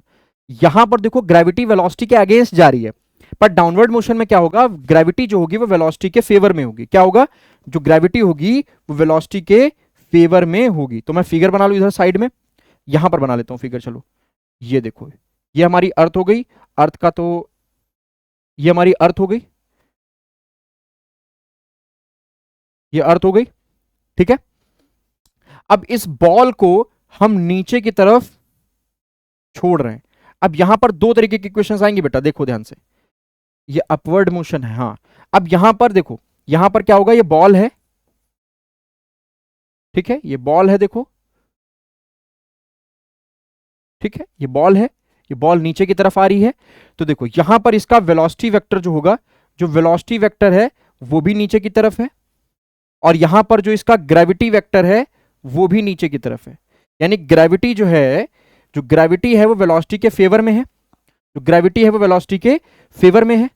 तो इस वजह से यहां बेटा क्या इक्वेशंस बनेंगी, यहां पर क्या होगा, पॉइंट नोट करिए, पॉइंट टू बी नोटेड, कि यहां ए रिप्लेसेस बाय, सारे लोग बच्चे साथ में बोलेंगे, सारे बच्चे साथ में बोलेंगे, ई रिप्लेसेस बाय प्लस जी। क्यों, क्योंकि यहां पर ग्रेविटी फेवर कर रही है। क्या कर रही है? फेवर कर रही है। तो यहां पर बच्चा देखो इक्वेशंस क्या बनेंगी, पहली इक्वेशंस क्या बन गई लाल, v is equals to u plus g t. पहली इक्वेशन बन गई। क्या बात है सर, एकदम माहौल बना दिए। ठीक है, दूसरी क्वेश्चन क्या हो जाएगी बच्चा? दूसरी क्वेश्चन हो जाएगी हमारी क्या हो जाएगी? क्या हो जाएगी? क्या हो जाएगी? क्या हो जाएगी? क्या हो जाएगी? s बराबर U T plus half G T square. क्या बात? s बराबर U T plus half G T square. ठीक है, बिल्कुल सही बात है। उसके बाद क्या हो जाएगा बच्चा? उसके बाद तीसरी क्वेश्चन पे जरा हम लोग गौर करते हैं। तीसरी क्वेश्चन क्या हो जाएगी हमारी? v square is equals to u square plus two g h plus plus two g h. बात क्लियर है? ठीक है, बात क्लियर है, समझ में आ गई? कोई बच्चा धोखा नहीं देगा, कोई भी सिंगल बच्चा धोखा नहीं देगा। सारे बच्चे कॉपी पे बैठ के, कॉपी उठा के इसको प्रॉपर तरीके से नोट किया जाए, वरना भाई दिक्कत हो जाएगी। हम फिर समझ लो हम कर लेंगे आपसे खुट्टी। क्या कर लेंगे? हम सब आपसे कर लेंगे खुट्टी, ये अर्थ है। ठीक है, ये अर्थ है।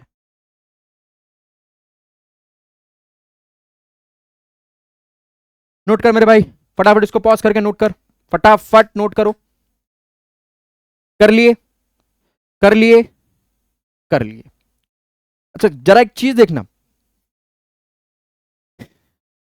अपवर्ड मोशन हो गया, डाउनवर्ड मोशन हो गया, मतलब ये ऊपर फेंका और ये नीचे खड़े होके ये लो थ्रो किया है। आपने ग्राउंड से भी ऊपर की तरफ थ्रो किया है और नीचे से ऊपर से भी नीचे की तरफ थ्रो किया है। ये थ्रो वाली इक्वेशंस हैं, फ्री फॉल वाली नहीं है भाई। किसी भी चीज को, जैसे मेरी ये वॉलेट है, तो अगर मेरे को उधर सर को देना है अगर, ठीक है, पकड़ेगा, कैच करिएगा, तो अगर मैं उनको ऐसे फेंकूं, ठीक है, अगर मैं उनको ऐसे, सुयस सर पकड़ेगा इसको, अगर मैं इस वॉलेट को सर को नीचे की तरफ फेंक रहा हूं, तो मैं क्या कर रहा हूं, हाथ पीछे ले जाके सर की तरफ इस तरीके से थ्रो कर रहा हूं। ठीक है, समझिएगा। तो ये वाली इक्वेशन लिखेंगे, या सर को मैं इस तरीके से उठा के ऐसे दे रहा हूं, तो ये इधर वाली इक्वेशंस। पर समझो, अगर मैं इस वॉलेट को फ्री फॉल करा रहा हूं, तो मैं इसको पकड़ के ऐसे, हाथ को आगे पीछे नहीं, ऐसे छोड़ दूंगा। समझ रहे हैं ना? तो थ्रो करते वक्त क्या होता है, इस वॉलेट को आप एनर्जी देते हो और तब फेंकते हो। इनिशियल वेलोसिटी जीरो नहीं होती तब, ना इस केस में, और ना ही आप इसको ले जाके ऐसे ऐसे फेंकते हो, ऐसे फेंकोगे, है ना, इस तरीके से। समझ रहे हैं? ठीक है, तो फ्री फॉल कराते वक्त इनिशियल वेलोसिटी जीरो रहती है। बाकी चाहे आप अपवर्ड मोशन करा रहे हो या डाउनवर्ड मोशन करा रहे हो थ्रो करते वक्त, मैं आगे यहां पर बच्चों के लिए लिखे दे रहा हूं, क्योंकि डाउनवर्ड मोशन वो लोग कभी कभी फ्री फॉल ही हमेशा समझ लेते हैं, तो ये हम थ्रो करा रहे हैं डाउनवर्ड डायरेक्शन में। अब हम जो आगे इक्वेशंस लिखेंगे बच्चा, वो होंगी फ्री फॉल के लिए। क्या होंगी? सी एक कंडीशन आप लोग बना लीजिए फ्री फॉल के लिए। ठीक है, फ्री फॉल के लिए। तो फ्री फॉल में बेटा क्या होगा? फ्री फॉल का मतलब है u is equals to zero. सबसे इंपॉर्टेंट चीज आप लोग याद रखिए, फ्री फॉल का मतलब क्या होता है? इसका मतलब है इंप्लॉइज दैट कि u हमारा क्या होगा, सारी क्वेश्चंस में जहां u आ रहा है वहां पर हमें जीरो रखना पड़ेगा, सारी क्वेश्चंस नहीं। अच्छा, फ्री फॉल के लिए मुझे जरा दिमाग लगा के इसको पॉज करके बताएं, कौन सी इक्वेशन सेलेक्ट करें, ये वाली है या ये वाली? कॉमन सेंस की बात है, ये वाली, क्योंकि फ्री फॉल करते वक्त भी होगा तो डाउनवर्ड मोशन ही ना, तो ये वाली इक्वेशंस में जहां जहां यू है वहां वहां जीरो रख के हम लोग इक्वेशंस बना लेंगे। अच्छा चलिए देखिए, तो पहली इक्वेशन क्या बनेगी सर? पहली इक्वेशन सर क्या बनेगी? पहली इक्वेशन बनेगी हमारी, पहली इक्वेशन क्या बनेगी? v बराबर, u की जगह पर जीरो, v बराबर gt। ये पहली इक्वेशन, ये सब फ्री फॉल की इक्वेशंस हैं। डायरेक्ट आप याद कर लीजिए तो आपको एग्जाम में बेनिफिट रहेगा। क्या रहेगा? एग्जाम में आपको बेनिफिट रहेगा। दूसरी क्वेश्चन क्या हो जाएगी सर? दूसरी क्वेश्चन हमारी हो जाएगी s बराबर, u तो जीरो हो गया, हाफ जी टी स्क्वायर।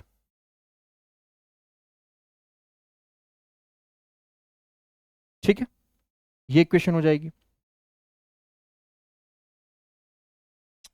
तीसरी क्वेश्चन क्या हो जाएगी बेटा? तीसरी क्वेश्चन क्या हो जाएगी आपके लिए? तीसरी क्वेश्चन आ गई v square is equal to u square plus 2gh होता है, तो u जीरो हो गया यानी कि 2gh। और शायद आप लोगों को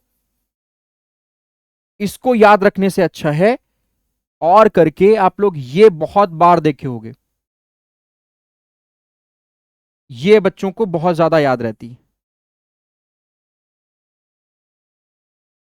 ठीक है, तो मैं तो कहूंगा आप यही वाली याद कर लीजिए तो ज्यादा अच्छा है।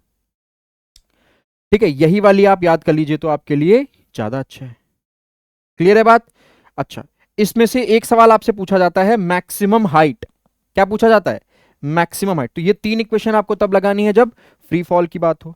अच्छा, चौथी इक्वेशन अगर आपसे कोई कह दे कि बताओ कि ऑब्जेक्ट मैक्सिमम हाइट तक कितना गया, ऑब्जेक्ट मैक्सिमम हाइट तक कितना गया, तो आप लोग इसमें क्या कर सकते हैं? अगर वो बॉडी इनिशियली जीरो से फेंकी गई है, अगर वो बॉडी इनिशियली जीरो से फेंकी, भाई ये इक्वेशंस हो गई आपकी। ठीक है, समझिए। अगर आपसे पूछा जाए, यहीं पर आप लोग देख लीजिए कि वो बॉडी मैक्सिमम हाइट तक कितनी गई, अगर आपने उसको ऊपर की तरफ थ्रो किया, तो हम ये चीज यहां ना बता के हम यहीं बता दें क्या? यहीं बता दें हम आपको ये चीज कि अगर आपने ऑब्जेक्ट को यहां से ऊपर की तरफ फेंका है तो ये सारी इक्वेशंस यूज होंगी। पर अगर वो आपसे पूछ ले कि बताओ भाई साहब फेंका है आपने तो वो ऑब्जेक्ट कितनी मैक्सिमम हाइट तक गया है, मैक्स हाइट उसकी कितनी है, मैक्स हाइट कितनी है उसकी, तो जाहिर सी बात है मैक्सिमम हाइट तक कोई ऑब्जेक्ट तभी पहुंच पाएगा जब उसकी यहां पर फाइनल वेलोसिटी मतलब v की वैल्यू जीरो हो जाए। जब फाइनल वेलोसिटी उस ऑब्जेक्ट की जीरो हो जाएगी तब जाके वो वहां से यू टर्न मार के नीचे, कुछ इस तरीके का केस। ये अर्थ है, आपने इसको ऊपर की तरफ फेंका, ये बॉल पहले ऊपर की तरफ गई और ऊपर की तरफ जाके ये बॉल ऐसे जाके फिर यहां रुक के नीचे रिटर्न हो जाएगी। तो इस जगह पर आपकी वेलोसिटी कितनी होती है? जीरो। समझ रहे हैं ना? इस जगह पर आपकी वेलोसिटी कितनी हो जाती है? जीरो हो जाती है। तो बॉल ऐसे जाएगी और जाके घूम के वापस आएगी। अरे अभी मैंने बताया ना, देखो ये अभी थोड़ी देर के लिए ऊपर रुकेगी, ये पहले ऐसे जाती है फिर रुकती है और फिर ये ऐसे वापस आती है। यानी कि अगर आपको मैक्सिमम हाइट पता करनी है तो मैक्सिमम हाइट के लिए हमारा होता क्या है? v बराबर, हम लोग जानते हैं v मैक्सिमम हाइट के लिए जो v हमारा होता है वो भी फाइनल वेलोसिटी, u नहीं v बता रहा हूं, फाइनल वेलोसिटी हमारी जीरो होनी चाहिए। यानी कि अगर ये जीरो कर दोगे तो यहां से क्या आएगा? यहां से आएगा, यहां जीरो रखोगे तो यहां से 2gh इधर ट्रांसफर कर दोगे तो u square is equal to 2gh। और अब जब तुम h को ट्रांसफर करोगे तो जो h मैक्स आया उसका फॉर्मूला क्या बन गया गुरु? u square upon 2g। क्या बन गया? u square upon 2g। समझ में आ गया? u square upon 2g। और उसको ऊपर पहुंचने में समय कितना लगा, मैक्सिमम हाइट तक जाने में समय कितना लगा, तो वो आप इस इक्वेशन से निकाल सकते हो। कहां? यहां v जीरो रख दोगे तो मैक्सिमम, अगर यहां से हम टाइम निकालें, चलो ये भी देख लो, ये भी देख ही लेते हैं फिर कि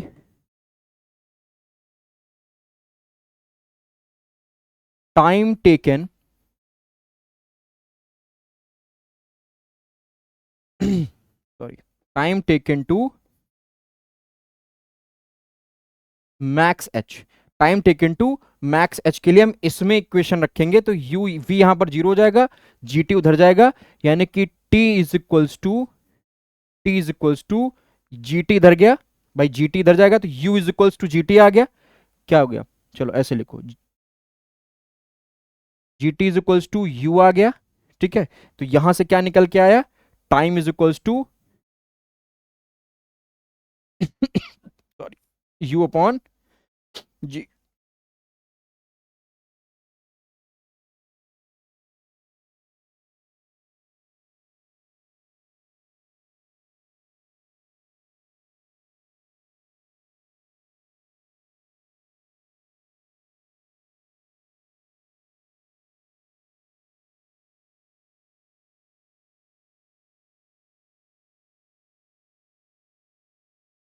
देख लो पानी अगर कहीं हो। ठीक है सॉरी। तो यहां पर आपको मैक्सिमम हाइट तक जाने में समय कितना लगेगा? T is equal to u upon g, और मैक्सिमम हाइट कितनी हो जाएगी हमारी? You square upon 2g। Clear है बात? समझ में आ गई? तो ये आपको इक्वेशन समझ में आ गई होंगी अंडर ग्रेविटी। इसके बाद हमें ये इक्वेशन हमारी सारी समझ में आ गई होंगी जो एक्सेलरेटेड मोशन की हैं, उसके बाद हमारी ये फ्री फॉल भी आपको समझ में आई थिंक आ गया होगा। ठीक है, फ्री फॉल भी आपको ये समझ में आ गया होगा। इन तीनों इक्वेशंस को आपको याद रखना है। ठीक है, तो ये हो गई हमारी बात वन डायमेंशनल मोशन की। उसके बाद हम बात करेंगे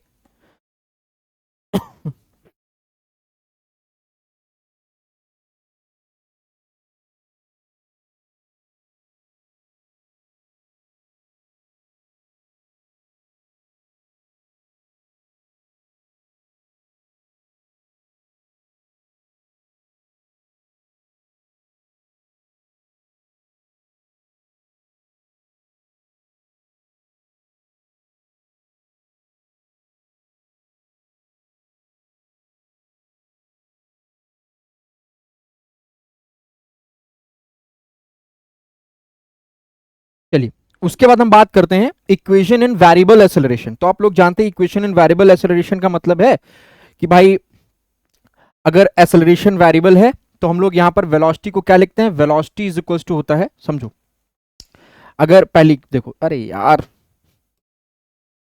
तो वेलोसिटी को हम लोग कैसे लिखते हैं, हम समझिएगा इक्वेशन बनती कैसे। वेलोसिटी को हम लोग लिखते हैं v is equals to d, और rate of change of displacement होता है। तो अब अगर यहां पे हमको भी ऐसे लिखना पड़ेगा डी डी, अब चलो लिख देते हैं, अब जब माना है तो D D upon D T, ऐसे लिखते हैं, सॉरी ऐसे,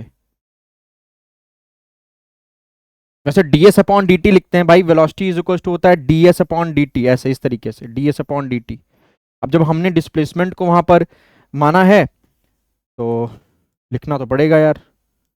चलो फिर हम लोग एक काम करते हैं ना, यहाँ पर इसको चेंज कर दे, वरना फिर ये बड़ा अजीब लगेगा ना। इसको चेंज कर लो थोड़ी देर के लिए, चलो कोई इसको नाम दे दो, स्मॉल डी ना मान के थोड़ी देर के लिए इसको हम क्या मान लें, इसको हम मान लो एस माने ले रहे हैं, चलो स्मॉल एस मान लो, चलो ठीक है। अब आई थिंक आपको ये समझ में आएगा कि मैं क्या बताने की कोशिश कर रहा हूँ। ठीक है, तो इसको इरेज कर दो इस तरीके।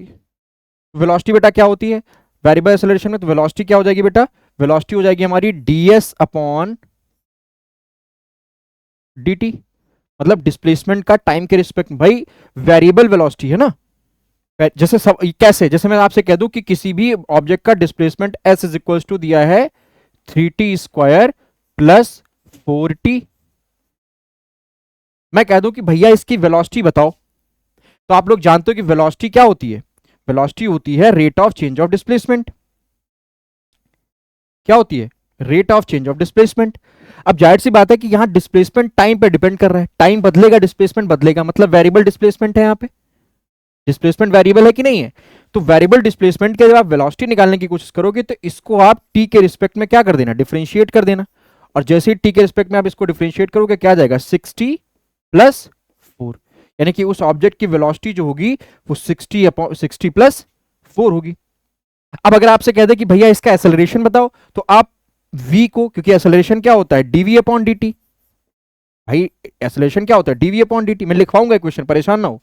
एक्सेलरेशन होता है rate of change of velocity, और v की जगह पर हम इस तरीके से लिख सकते हैं d अपॉन dt, और v की जगह पर हमने लिख दिया ds अपॉन dt। इसका मतलब ये हो गया कि ये हमारा बन गया d² s अपॉन dt। इसका मतलब ये हो गया कि अगर आपको ये इक्वेशन पता है, समझिए ध्यान से, अगर आपको ये इक्वेशन पता है तो इसका आप वन टाइम डिफरेंशिएशन करोगे तो वेलोसिटी मिल जाएगी। और ये क्या दिखा रहा है, d² अपॉन dt², ये क्या बता रहा है कि इसी का अगर आप डबल डिफरेंशिएशन कर दो तो आपको एक्सेलरेशन मिल जाएगा। कितनी बढ़िया बात है कि अगर आपको एक v is equal to ds upon dt, सिर्फ अगर आपको ये चीज याद है तो आप सब कुछ कर सकते हो। क्या कि आपको एक इक्वेशन दे देगी कि s इज इक्वल टू बेटा 3t² प्लस 4t है।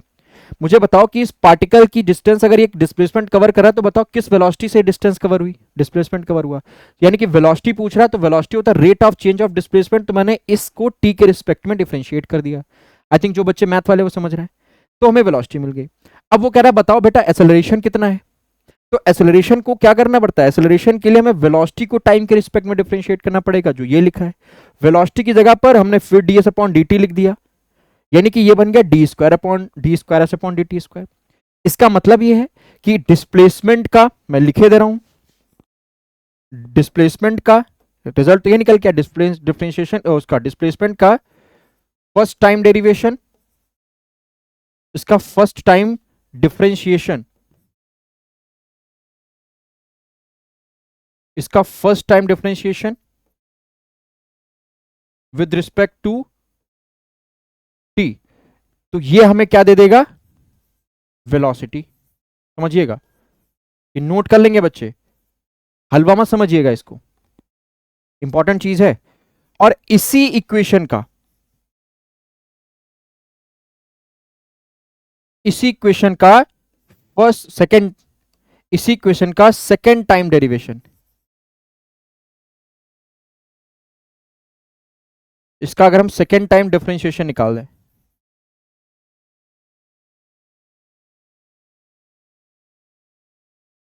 ठीक है, इसका अगर हम सेकेंड टाइम डिफरेंशिएशन कर दें तो ये हमें क्या दे देगा, विद रिस्पेक्ट टू टी ही करना है, तो हमें ये दे देगा एक्सेलरेशन।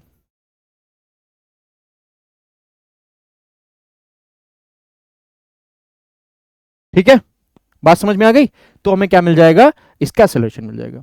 इसका मतलब है कि 100 की सीधी बात, मैं एक ब्रैकेट में यहां पर लिख रहा हूं कि सारी इक्वेशंस लिखे दे रहा हूं कि पहली इक्वेशन कि वेलोसिटी अगर निकालनी है तो डिस्प्लेसमेंट का वन टाइम डिफरेंशिएशन करना पड़ेगा। ठीक है, क्लियर है। और अगर आपको एक्सेलरेशन निकालना है तो आपको उसी डिस्प्लेसमेंट का डबल डिफरेंशिएशन निकालना पड़ेगा, डिस्प्लेसमेंट का डबल डिफरेंशिएशन आपको निकालना पड़ेगा। इन्हीं को बोलते हैं इक्वेशन इन वेरिएबल एक्सेलरेशन, इन्हीं को कहा जाता है equation in variable acceleration. How is the जोश, हाउ इज द जोश, मजा आ रहा है? बिल्कुल मजा आ रहा है सर, एकदम माहौल बना दिए। ठीक है, आगे बढ़ जाए, आगे बढ़ जाए भाई।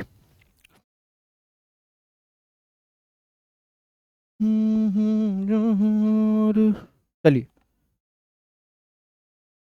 फिर आ गया टू डायमेंशनल मोशन।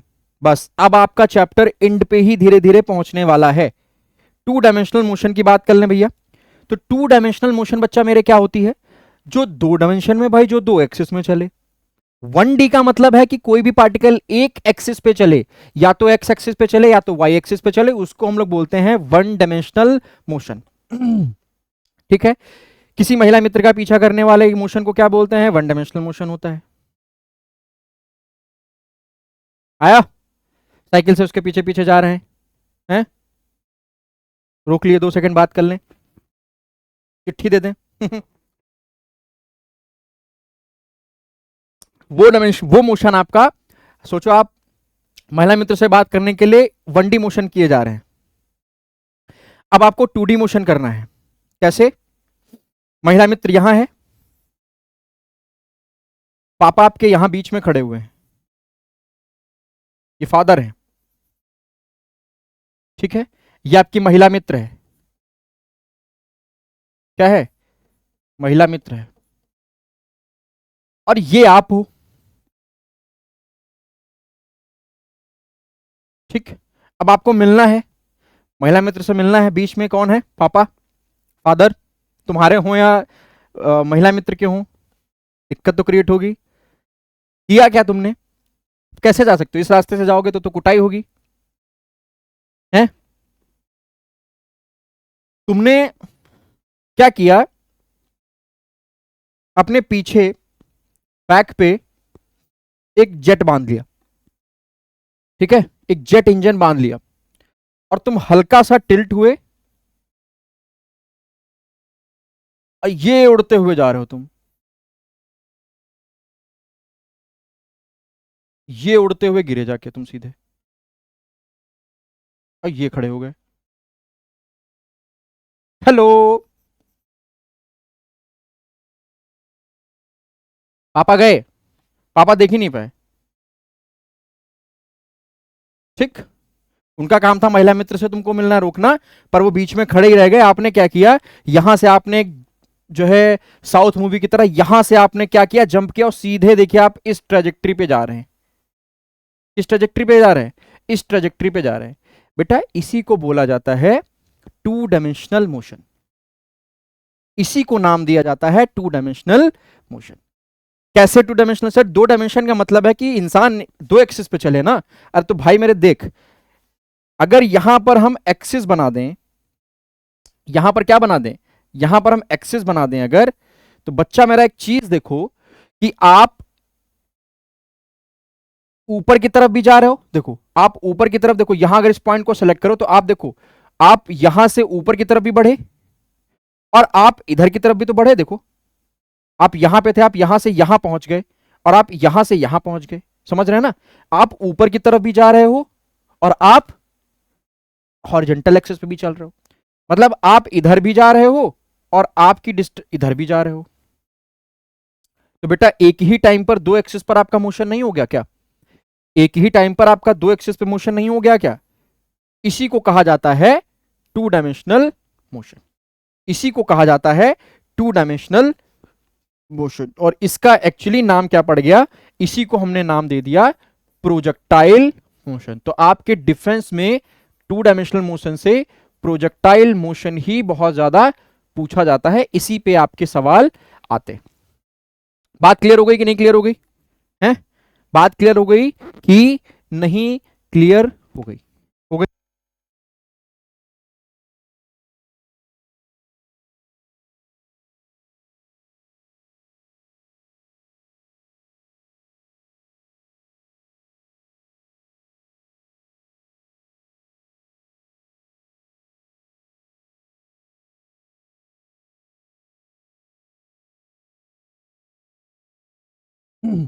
ठीक, तो वही बात कि आपके बीच में फादर हैं, ये आप खड़े हैं, ये आपकी महिला मित्र खड़ी है, यहां से आपको पापा रोक रहे हैं, तो आपने क्या किया, आपने पीछे अपने बैग पे पैराशूट बांध लिया या आपने जेट इंजन बांध लिया और फटाक से आपने जो क्या किया, एकदम से उड़ के पापा को अवॉइड करते हुए चले गए। तो इस तरीके के मोशन को आप अपनी महिला मित्र से आराम से मिल पाए पापा को अवॉइड करके। किस मोशन की वजह से? प्रोजेक्टाइल मोशन की वजह से। अगर आप रेक्टिलिनियर मोशन करते, अगर आप रेक्टिलिनियर मोशन करते तो क्या आप पहुंच पाते? नहीं, पापा रेजिस्टेंस थे तो आप उड़ के गए, वो भी प्रोजेक्टाइल मोशन पे। ठीक है, समझ में आ गई? तो चीज यही हो गई, क्लियर है? तो इसी को बोल दिया गया प्रोजेक्टाइल मोशन। अब हम इसी के बारे में थोड़ी डिस्कशन करेंगे, ठीक है? इसी के बारे में हम अपनी थोड़ी डिस्कशन करने वाले हैं। तो उसके पहले हम दो तीन चीजें समझ लें कि पोजीशन वेक्टर क्या होता है। पोजीशन वेक्टर किसी भी पॉइंट की लोकेलिटी को या किसी भी पॉइंट के पोजीशन को या उसकी लोकेशन को डिफाइन करता है, ठीक है? उसकी लोकेशन को डिफाइन करता है। जैसे मैं कह दूं एक एक आर्बिट्री पॉइंट से, जैसे लाइक ओरिजिन, आप ओरिजिन से उस पॉइंट की पोजीशन को अगर आपको बताना है तो उसको हम लोग बोलते हैं पोजीशन वेक्टर। जैसे मैं एक फिगर से आपको इस साथ बताना चाहूंगा, डेफिनेशन से इसका कोई मतलब ही नहीं है। जैसे मैं कह दूं एक पॉइंट पी आपका ये है, ठीक है, और आपका ओरिजिन यहां पर ये है, तो इस जगह पर अगर इस पॉइंट के कोऑर्डिनेट 3,4 हैं, मान लीजिए कि इस पॉइंट के कोऑर्डिनेट 3,4 हैं, इस पॉइंट पी के कोऑर्डिनेट, और इस पॉइंट के कोऑर्डिनेट 0,0 हैं, ठीक है? तो इसी इसी को हम बोलते हैं कि ये इसकी पोजीशन है, ये इसकी पोजीशन है। तो अगर इसका हम पोजीशन वेक्टर लिखना चाहें, ठीक है, अगर इसका हम पोजीशन वेक्टर लिखना चाहें तो इसका पोजीशन वेक्टर गुड्डा क्या होगा? मान लो आर ऑफ ए हम लिख रहे हैं या आर लिख रहे हैं, तो इसके ऊपर वेक्टर लगाना है और यहां पर एक्स और वाई कोऑर्डिनेट है। तो एक्स कोऑर्डिनेट मतलब है आपका होता है आई कैप और वाई कोऑर्डिनेट का मतलब होता है जे कैप। यूनिट वेक्टर इसी ये आर वेक्टर हो गया और इसी आर वेक्टर की डायरेक्शन में आपका एक एन कैप यूनिट वेक्टर होता है। तो लिखोगे कैसे आप इसको? 3i cap plus 4j cap, ठीक है? तो ये इसकी क्या हो गई? ये इसकी पोजीशन हो गई, ओरिजिन से किसी भी आर्बिट्ररी पॉइंट से। समझ में आ रही है चीज? तो इसी को बोला जाता है पोजीशन वेक्टर। तो पोजीशन वेक्टर क्या है? Position vector is a vector which define the location और position of the point from an arbitrary point like origin. ठीक है, बात समझ में आ गई? और इसके बारे में कोई चर्चा वाली विषय, ये कोई चर्चा वाला विषय नहीं, बहुत बच्चे वेक्टर पढ़ के आ रहे हैं 11 से, तो उनको कोई प्रॉब्लम वाली बात नहीं। तो इसी को हम बोलते हैं पोजीशन वेक्टर। लिखने का क्या तरीका होता है कि जो भी वेक्टर एक्स कोऑर्डिनेट है तो एक्स कोऑर्डिनेट में यूनिट वेक्टर आई कैप होता है, तो आप 3 के साथ आई कैप लगा देंगे और 4 की डायरेक्शन मतलब वाई एक्सिस पे आप 4 चले हो, इसका मतलब ये कि वाई वेक्टर में यूनिट वेक्टर जे कैप होता है और इनको ऑर्थोगोनल वेक्टर कहा जाता है। ठीक है, समझ जाइएगा। आई कैप और जे कैप और ये के कैप, इन सबको क्या नाम दे दिया गया? इन सबको नाम दिया गया है ऑर्थोगोनल, ऑर्थोगोनल वेक्टर। ठीक है, ये ऑर्थोगोनल वेक्टर की कैटेगरी में आते हैं। समझ में आ गया? चलिए आगे बढ़िए। फिर बात आ गई डिस्प्लेसमेंट वेक्टर क्या होता है। तो बेटा डिस्प्लेसमेंट वेक्टर होता है द डिफरेंस बिटवीन, बस इसको शॉर्ट में लिख लो, द डिफरेंस बिटवीन, बस वो छोटी सी चीज, the difference between two position vector, two position vector. ठीक है, समझने के लिए जैसे मान लो मैं एक फिगर बना रहा हूं, समझिए इसको ध्यान से। जैसे मान लो मैंने कहा एक ये पॉइंट है और एक ये पॉइंट है, इस पॉइंट के कोऑर्डिनेट कितने मान लूं मैं? इस पॉइंट के कोऑर्डिनेट मान लूं 6,2 और इस पॉइंट के कोऑर्डिनेट में मान लूं 4, चलो 5 वाला मान लेते हैं, 5,6। ठीक है, समझ में आ गया? तो ये तो पॉइंट है, तो इनकी ओरिजिन से कितनी डिस्टेंस होगी? इसको इससे मिलाया, ये एक पोजीशन वेक्टर बना, इसको इससे मिलाया, ये एक पोजीशन वेक्टर बना, एक ये पोजीशन वेक्टर बना, एक ये पोजीशन वेक्टर बना। ठीक है, तो ये दो पोजीशन वेक्टर हैं। ये मान लिया हमारा एक ए वेक्टर है, तो आर ए वेक्टर हो गया पोजीशन वेक्टर, और ये मान लिया कि ये आर बी वेक्टर है, तो ये हमारा एक पोजीशन वेक्टर हो गया। तो ये दोनों पोजीशन वेक्टर हो गए। तो दो पोजीशन वेक्टर के बीच के डिफरेंस को हम लोग क्या नाम देते हैं? क्या नाम दिया जाता है? उसी को नाम दिया जाता है बेटा डिस्प्लेसमेंट वेक्टर। इसका मतलब यह है कि ये जो आप चीज देख रहे हो ना, यहां से यहां तक की डिस्टेंस, ये जो हमारी होगी, इसी को हम लोग बोलेंगे पोजीशन डिस्प्लेसमेंट वेक्टर। तो मैं यहां पर लिख दूं आर डी, ये हमारा हो जाएगा डिस्प्लेसमेंट वेक्टर। लिखेंगे कैसे इसको बेटा? डिस्प्लेसमेंट वेक्टर को लिखने का तरीका उन्होंने बता दिया कि आपको क्या करना है, दो पोजीशन वेक्टर को क्या करना है, दो पोजीशन वेक्टर को आपस में माइनस करना है। तो यानी कि अगर हम इसको ऐसे लिख दें, r a vector minus r b vector.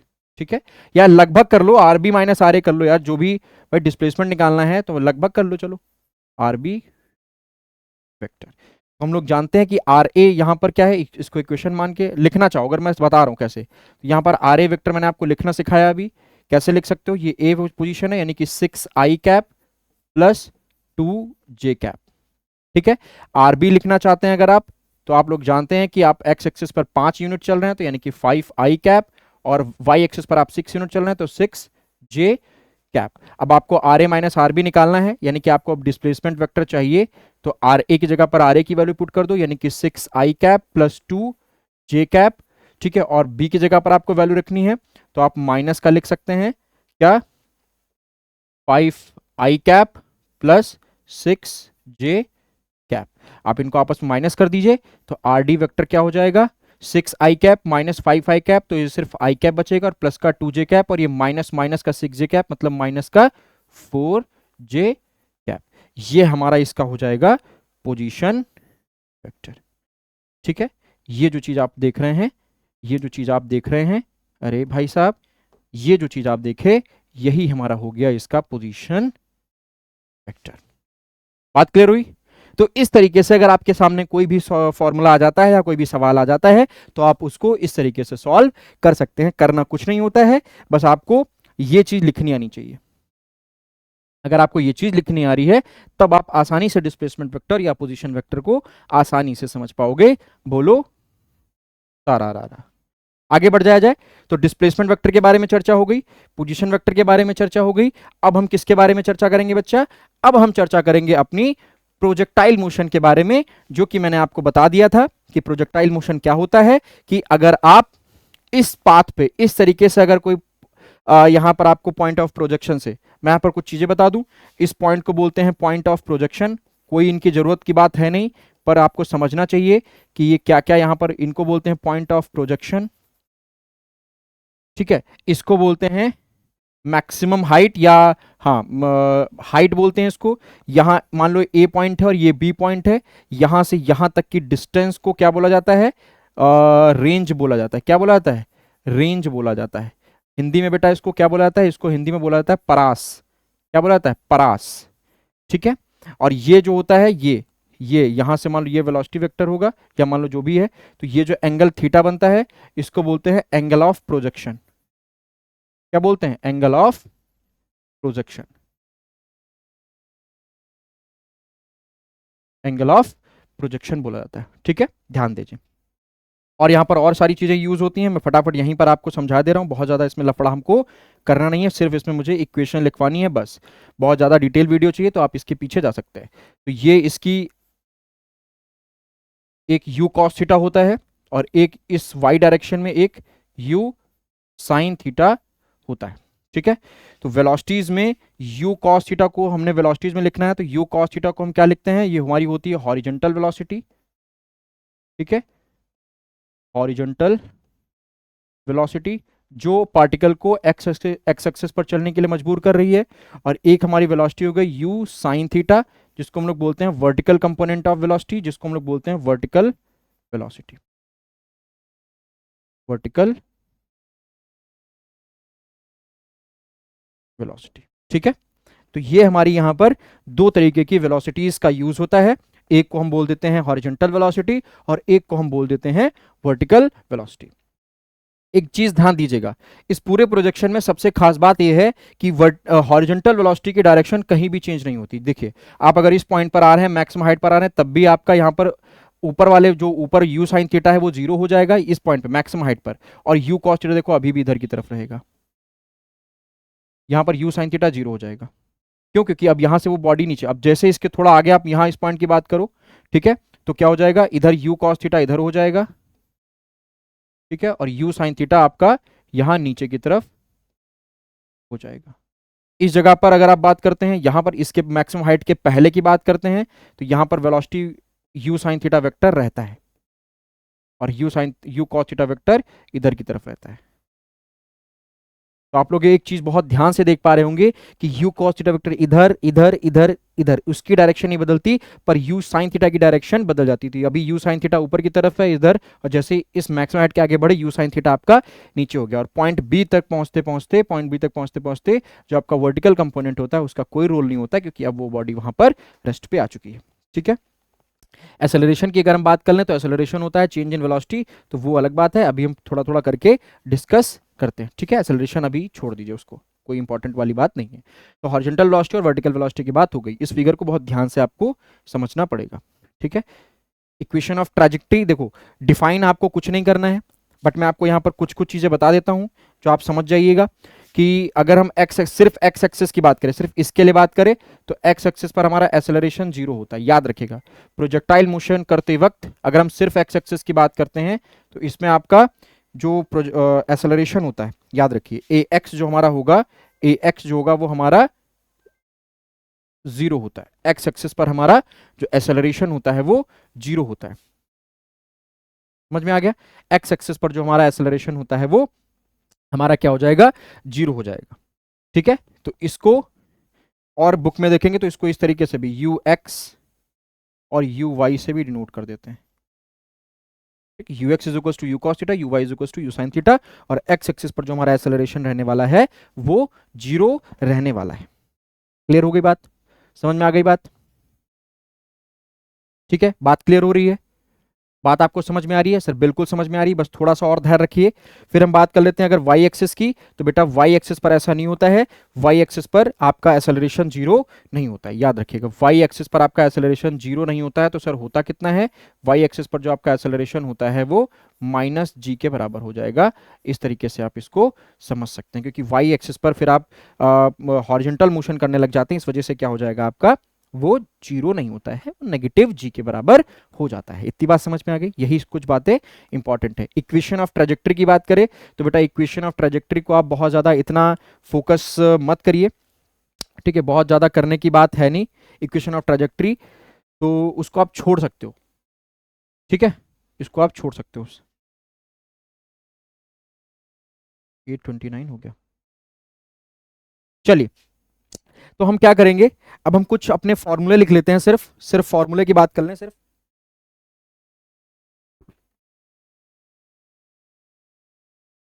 Equation of trajectory से आपको कोई मतलब नहीं है ठीक है, उसको छोड़ दीजिए क्योंकि वो एग्जाम में नहीं आएगी। हाँ, जो एग्जाम में आने वाला है वो मैं आपको लिखवा दे रहा हूँ। इसको बोलते हैं टाइम ऑफ फ्लाइट। एक फिगर था यार, वो फिगर कहाँ चला गया, प्रोजेक्टाइल मोशन का नहीं है।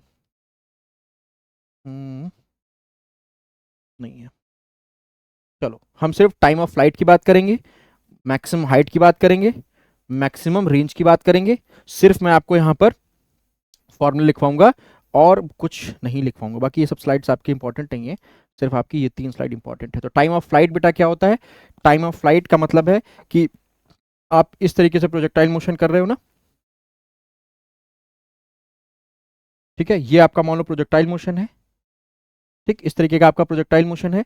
तो आप जाहिर सी बात है कि यहां पर जो मैं बता रहा था, इधर वेलोसिटी वेक्टर, इधर आपका हॉरिजॉन्टल वेक्टर, ठीक है, ये आपका हमारा हो गया यू कॉस थीटा, जिसको यू एक्स बोलते हैं, और इसी पॉइंट पर ये हमारा यू वाई हो गया, और इस डायरेक्शन में हमारा यू हो गया, ठीक है। तो टाइम ऑफ फ्लाइट का मतलब है कि मैक्सिमम हाइट तक जाने में और फिर मैक्सिमम हाइट से ग्राउंड तक आने में टोटल समय कितना समय, टोटल समय, मैक्सिमम हाइट तक जाने में और मैक्सिमम हाइट से वापस आने में जितना भी आपका समय लगेगा उसको हम बोलते हैं टाइम ऑफ फ्लाइट। इसका फॉर्मूला सिर्फ आप लोगों को याद रखना है, t is equals to 2u sine theta upon g. कहां से आया, क्यों आया, ये मैं अपने प्रीवियस वीडियो में बता चुका हूं। अगर आप देखेंगे जाके पिछले एनडीए में, अगर इसको आपको समझना है, इसका डेरिवेशन आपको समझना है, मैं लिखे दे रहा हूं यहां पे, जिन बच्चों को इसका डेरिवेशन देखना है बेटा, ठीक है, डेरिवेशन देखना है तो आप सक्सेस वाला पर क्या सर्च करेंगे, अगर डेरिवेशन चाहिए आपको तो सर्च करिए, वाईटी पे सर्च करिए जाके यूट्यूब पे, सक्सेस वाला ऐसे सर्च करिएगा, सक्सेस वाला काइनेमैटिक्स बाय ऋतिक सर, या आप ऐसे डाल सकते हैं सक्सेस वाला एनडीए 2024, एनडीए 2024 फिजिक्स प्लेलिस्ट मिल जाएगी, उसमें मैंने बाकायदा इनका डेरिवेशन कराया हुआ है। टाइम ऑफ फ्लाइट में बेटा होता क्या है, देखो टाइम दो तरीके से, इसमें दो तरीके का टाइम ऐड हुआ है। ये आपकी होती है मैक्सिमम हाइट, ये मैक्स एच होता है, यहां से यहां तक जाने में कितना समय लगा और यहां से यहां तक वापस गिरने में कितना समय लगा, उन दोनों समय का यहां पर सम होता है, ठीक है, उन दोनों का सम होता है। मतलब ये जो टी है ना, ये टी प्लस टी है, ये जाने में, मतलब ये जो टी है ना, t is equals to t जाने में प्लस टी गिरने में,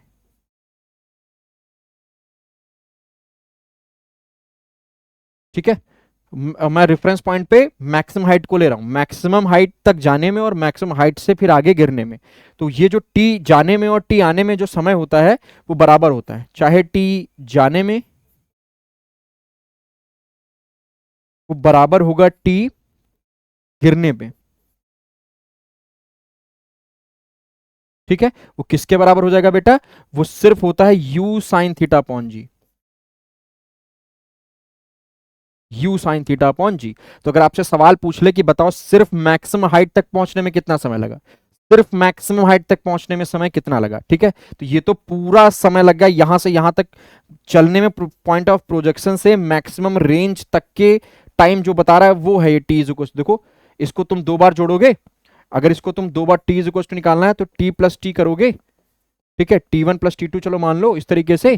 तो यहां पर आप क्या लिखोगे, यू, अब तुम लोग करवा ही देते हो बाद में, डेरिवेशन हमसे करवा ही लेते हो, मानते तुम लोग हो नहीं। तो u sine theta upon g, u sine theta upon g दोनों का आपस में मैंने जोड़ दिया, तो मुझे क्या मिल गया, t is equal to 2u sine theta upon g. मिल गया कि नहीं मिल गया, ठीक है, मिल गया या नहीं मिल गया। तो वही मैंने यहां पर बस आपको डायरेक्ट लिखवा दिया है। तो इस फॉर्मूले को आपको आधार मान के काम करना है, ठीक, ये पूरा समय है। अगर आपसे सिर्फ कोई कह दे कि बताओ मैक्सिमम हाइट तक जाने में या वहां से वापस आने में टोटल कितना समय लग रहा है, तो आप क्या करेंगे, तब आपको ये फॉर्मूला लगा देना है। अरे भाई साहब, तब आपको ये फॉर्मूला लगा देना है, ये वाला। समझ में आ गया? बात क्लियर हो गई कि नहीं क्लियर हो गई? तो आई थिंक आपको ये चीज बिल्कुल कंप्लीटली समझ में आई होगी। ठीक है, क्लियर है बात? अब आपको क्या बताना है, ये आपका टाइम ऑफ फ्लाइट हो गया। ठीक है, टोटल टाइम कहां से कहां तक, मैं बता दूं, ओ मान लो इसको, इसको ओ मान लो, इसको बी मान लो, इसको आप ओ मान लो, इसको आप बी मान लो। ओ से बी तक का जो भी आपका टोटल समय लग रहा है वो t is equal to 2u sin theta upon g लग रहा है। ठीक है, अगली बात कर लेते हैं, मैक्सिमम हाइट आपकी क्या होगी। मैक्सिमम हाइट का मतलब है कि कितने हाइट तक वो जा सकता है। ठीक है,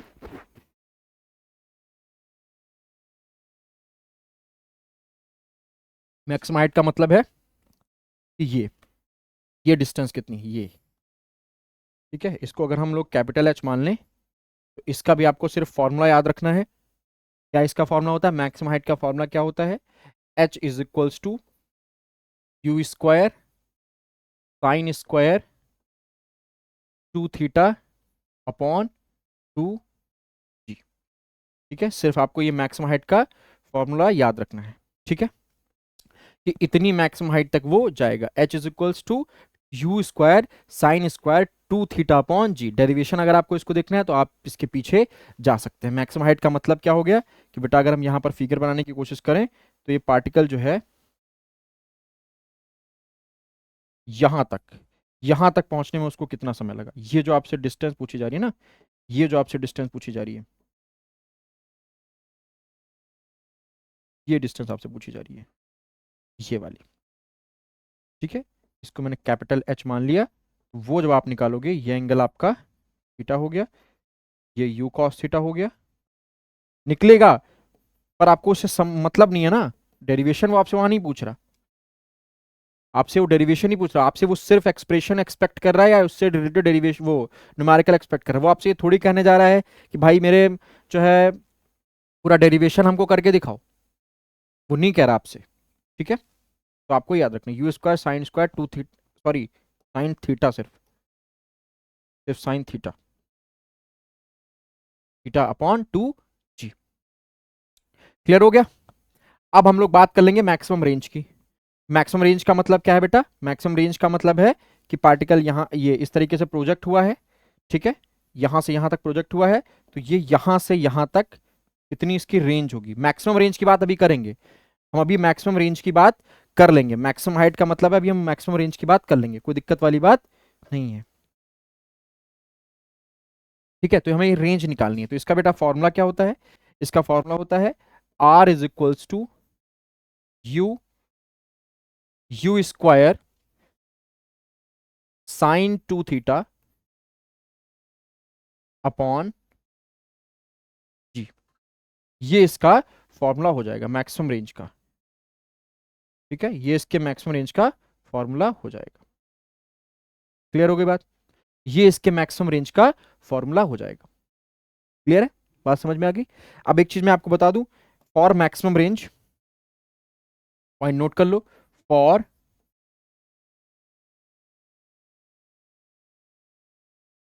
maximum range, for from maximum range angle of projection, angle of projection should be, याद कर लीजिए, शुड बी 45 डिग्री। ठीक है, अगर थीटा, अगर थीटा 45 डिग्री है, ठीक है, तो जो रेंज हमारी होगी वो मैक्सिमम होगी। ठीक है, तो रेंज हमारी जो होगी वो मैक्सिमम होगी, याद रखिए चीज। अगर आपने 45 डिग्री के एंगल पर, एंगल ऑफ प्रोजेक्शन मतलब आप जो ऐसे फेंकते हो ना, एक चीज को ऐसे फेंक दो या इस चीज को ऐसे फेंक दो, मान लो ये पार्ट ऐसे जा रही है, ऐसे ही गिरेगी आके, और आपने अगर ऐसे फेंका तो ये ऐसे ही गिरेगा जाके, है ना? समझ रहे हैं ना? अगर आप इस किसी, देखो ये चीज आपको तो दिखाई नहीं दे रही होगी, मैं ये फोन लेता हूँ, देखो अगर ये चीज आपकी इस तरीके से ऐसे फेंका आपने, देखो ऐसे, तो ये ज्यादा ज्यादा घूम के ऐसे गिर जाएगी। लेकिन अगर आप इसी चीज को ऐसे फेंक रहे हो तो ये ऐसे गिरेगी जाके। इसका मतलब ये है कि अगर आपका एंगल ऑफ प्रोजेक्शन 45 डिग्री है, 45 डिग्री, ये चेक किया गया, अगर आपका एंगल ऑफ प्रोजेक्शन 45 डिग्री है तो मैक्सिमम रेंज आपको मिलेगी, मतलब चीज सबसे ज्यादा दूर गिरेगी जाके। ठीक है, बहुत ज्यादा दूर गिरेगी जाके। क्लियर हो गया? समझ में आ गई? ठीक है। एक चीज और है इसमें, एंगल पेयर, मतलब थोड़ा इंपॉर्टेंट नहीं पर मुझे लग रहा है कि मैं साथ बता दूं तो नॉलेज के लिए, कि यहां पर एंगल पेयर की बात होती है। क्या एंगल पेयर? कि अगर आपसे हम कह दें कि बेटा मैंने 60 डिग्री पे फेंका है, मैंने किसी भी पार्टिकल को 60 डिग्री पे फेंका है, तो मान लो उसने, तो उसकी रेंज मान लो कितनी, मान लो 100 मीटर गया वो। बात मेरी समझना। मैंने कहा कि ऋतिक सर ने एक बॉल को 60 डिग्री पे प्रोजेक्ट किया, जो 100 मीटर दूर जाके वो गिरी जाके। अब सामने मान लो सुयश सर आ गए। उन्होंने क्या कहा? उन्होंने कहा, उनको एक कंडीशन दे दी गई कि आपको 60 पे नहीं फेंकना है, पर ऐसा फेंको कि ऋतिक सर के बराबर वो गिरे जाके। अब सुयश सर जो है कंफ्यूजन में, समझिएगा हमारी बात को ध्यान से। अगर मैंने 60 डिग्री पे किसी भी बॉल को प्रोजेक्ट किया जो 100 मीटर दूर गिरी जाके, नोट कर लिया मैंने कॉपी में। अब मैंने सुयश सर को एक कंडीशन दी कि आपको 60 डिग्री पे नहीं फेंकना है, पर मेरे बराबर फेंकना है, पर मेरे बराबर फेंको, 60 डिग्री पे मत फेंको, पर ऐसा फेंको कि गिरे जाके 100 मीटर पे ही, तब हम आपकी बात माने। पर सुयश सर ने तो फिजिक्स पढ़ी नहीं थी। ठीक है, तो हमने उनको बताया कि अगर कोई इंसान थीटा डिग्री पे फेंके, अगर किसी ने थीटा डिग्री पे फेंका है, तो सेम रेंज पाने के लिए जो एंगल पेयर, अगर एक थीटा है तो दूसरा, अगर पहला थीटा है तो दूसरा एंगल कितना होना चाहिए? 90 माइनस थीटा होना चाहिए। ये याद रखिए। तो सुयश सर इतना तो पढ़े थे, उन्होंने क्या दिमाग लगाया कि अगर ऋतिक सर ने 60 डिग्री पे फेंका है और 100 मीटर दूर गिरा जाके है, तो अगर हम 90 माइनस 60, मतलब 90 minus 60 is equal to 30 degree, अगर हम 30 डिग्री पर फेंकेंगे तो हमें ऋतिक सर के बराबर रेंज मिल जाएगी, मतलब हमें भी 100 मीटर की रेंज मिल जाएगी। तो ये बहुत अच्छी चीज है, समझने वाली बात है। आपके दो फ्रेंड खड़े हुए हैं, एक ने 100 मीटर फेंक दिया। अब आपके भी मन में है कि यार इसने सबसे ज्यादा देर फेंका, 100 मीटर फेंका है इसने, हमें भी 100 मीटर ही फेंकना है। पर यार एंगल इसका तो 60 है, हमें 60 रखना नहीं है, तो आपको कितना रखना है फिर? 30 डिग्री पे कभी भी फेंक के देख लेना, वो 100 मीटर ही गिरेगी जाके, कंफर्म। तो इसको बोलते हैं angle pair for same range. Angle pair for same range.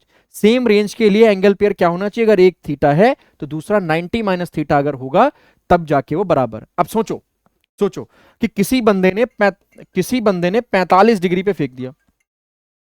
ठीक है, किसी कैंडिडेट ने क्या किया, 45 डिग्री पे उसको फेंक दिया।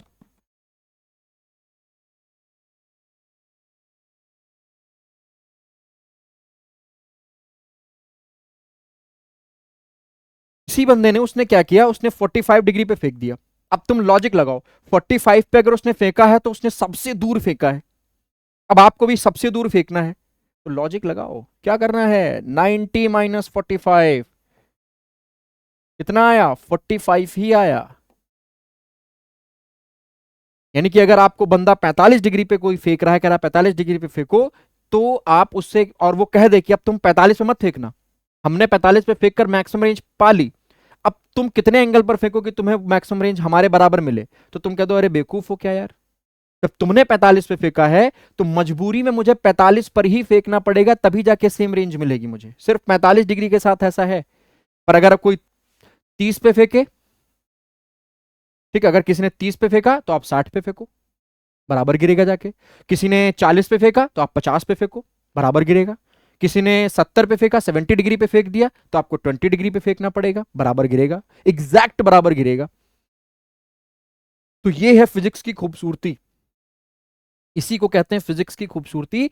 हर एक चीज बिल्कुल एक्यूरेट डिफाइंड है, तो इसको बोला जाता है angle pair for same range. ठीक है, ये महत्वपूर्ण बात थी। आई थिंक आपके एग्जाम में अगर आ जाती है तो बेनिफिशियल हो जाएगी, वरना इसका इतना ज्यादा ध्यान नहीं रखना है। पर हाँ, एक ये फॉर्मूला, एक ये फॉर्मूला और एक ये फॉर्मूला, इन तीनों फॉर्मूले पर बेस्ड न्यूमेरिकल आता है। ठीक है, समझ में आ गया? क्लियर है बात हमारी इतनी? चलिए, बाकी ये क्वेश्चन ऑफ ट्रेजेक्ट्री तो जो है आगे के लिए कि किसी ऊपर हाइट से, तो ये आपके सिलेबस में है भी नहीं डिफेंस के। ठीक है, बस आपका सिलेबस यहीं तक था और इसमें बहुत ज्यादा चीजें नहीं है। समझ में आ गया? ठीक है, तो बस इतना। तो हमारा लेक्चर आज का यहीं पे खत्म होता है और मैं आशा करता हूं कि आपको बहुत बढ़िया से समझ में आया होगा, जितनी भी महत्वपूर्ण बातें थी इस काइनेमेटिक्स चैप्टर से रिलेटेड। ठीक है, मैंने वो 1-1.5 घंटे में आपको प्रॉपरली समझा दिया। इससे बाहर कोई भी चीज नहीं जाएगी, ये आप नोट कर लीजिए। इसके बाहर कुछ भी नहीं जाएगा। इक्वेशन ऑफ ट्रेजेक्ट्री से कोई सवाल नहीं आता। आता है टाइम ऑफ फ्लाइट से, मैक्सिमम हाइट से, मैक्सिमम रेंज से, और कि मैक्सिमम हाइट तक जाने में कितना समय लगा या मैक्सिमम हाइट से ग्राउंड तक आने में कितना समय लगा। इसके बाहर आपका सवाल नहीं जाता है। समझ में आ गया? इसके बाहर आपको कुछ भी नहीं पढ़ना। बस इतनी ही चीजें आप अगर ध्यान में रख लेते हैं तो अगर वहां पर कुछ ट्रिकी क्वेश्चन भी आ जाता है तो आप इन लॉजिक के हिसाब से उसको सॉल्व कर सकते हो। जैसे पिछली बार एक पैरासूट से क्वेश्चन आया था, ठीक है, तो वो मैंने अपनी वीडियो में करवाया हुआ था। बहुत ही ईजी, बहुत ही बढ़िया पेपर होता है, बहुत ही मतलब एकदम स्मूथली अगर बच्चे ने अच्छे से पढ़ा हुआ है तो वो समझ जाएगा। ठीक है, तो अब मेरा ग्रेविटेशन खत्म हो गया, मेरा काइनेमेटिक्स खत्म हो गया। ठीक है, मैं ऐसे ही आपके लिए मेहनत करता रहूंगा। बस आपका मुझे प्यार और सपोर्ट चाहिए, ताकि हम लोगों के अंदर एक एक अलग लेवल की एनर्जी आ पाए। ठीक है, ताकि हम लोग भी बहुत अच्छे से आपके लिए मेहनत कर पाए, आपके कंटेंट पे बहुत अच्छे से मेहनत कर पाए। तो thank you so much. Like, subscribe channel को कर दीजिएगा। जो भी बच्चा नया जुड़ रहा है अपने फ्रेंड्स के में भी फैलाइए। ठीक है, ताकि चैनल थोड़ा राइज करे। ठीक है, आप लोगों के सहयोग से, भगवान की कृपा से बहुत बढ़िया चैनल राइज कर रहा है। बट और आप लोग थोड़ी जो है पावर लगाइए, ताकि हम लोग भी आपके लिए यहां हैं तो यहां तक की मेहनत कर पाए। तब तक के लिए मैं आपसे विदा चाहूंगा। मैं फिर मिलता हूं आपको अगली वीडियो में, अगली क्लास में, जिसमें मैं और अच्छे टॉपिक्स लेके आऊंगा, बहुत इंपॉर्टेंट टॉपिक्स लेके आऊंगा। तब तक पढ़ते रहिए और एग्जाम में फोड़ के आना है। जय हिंद, जय Bharat. Thank you, bye bye.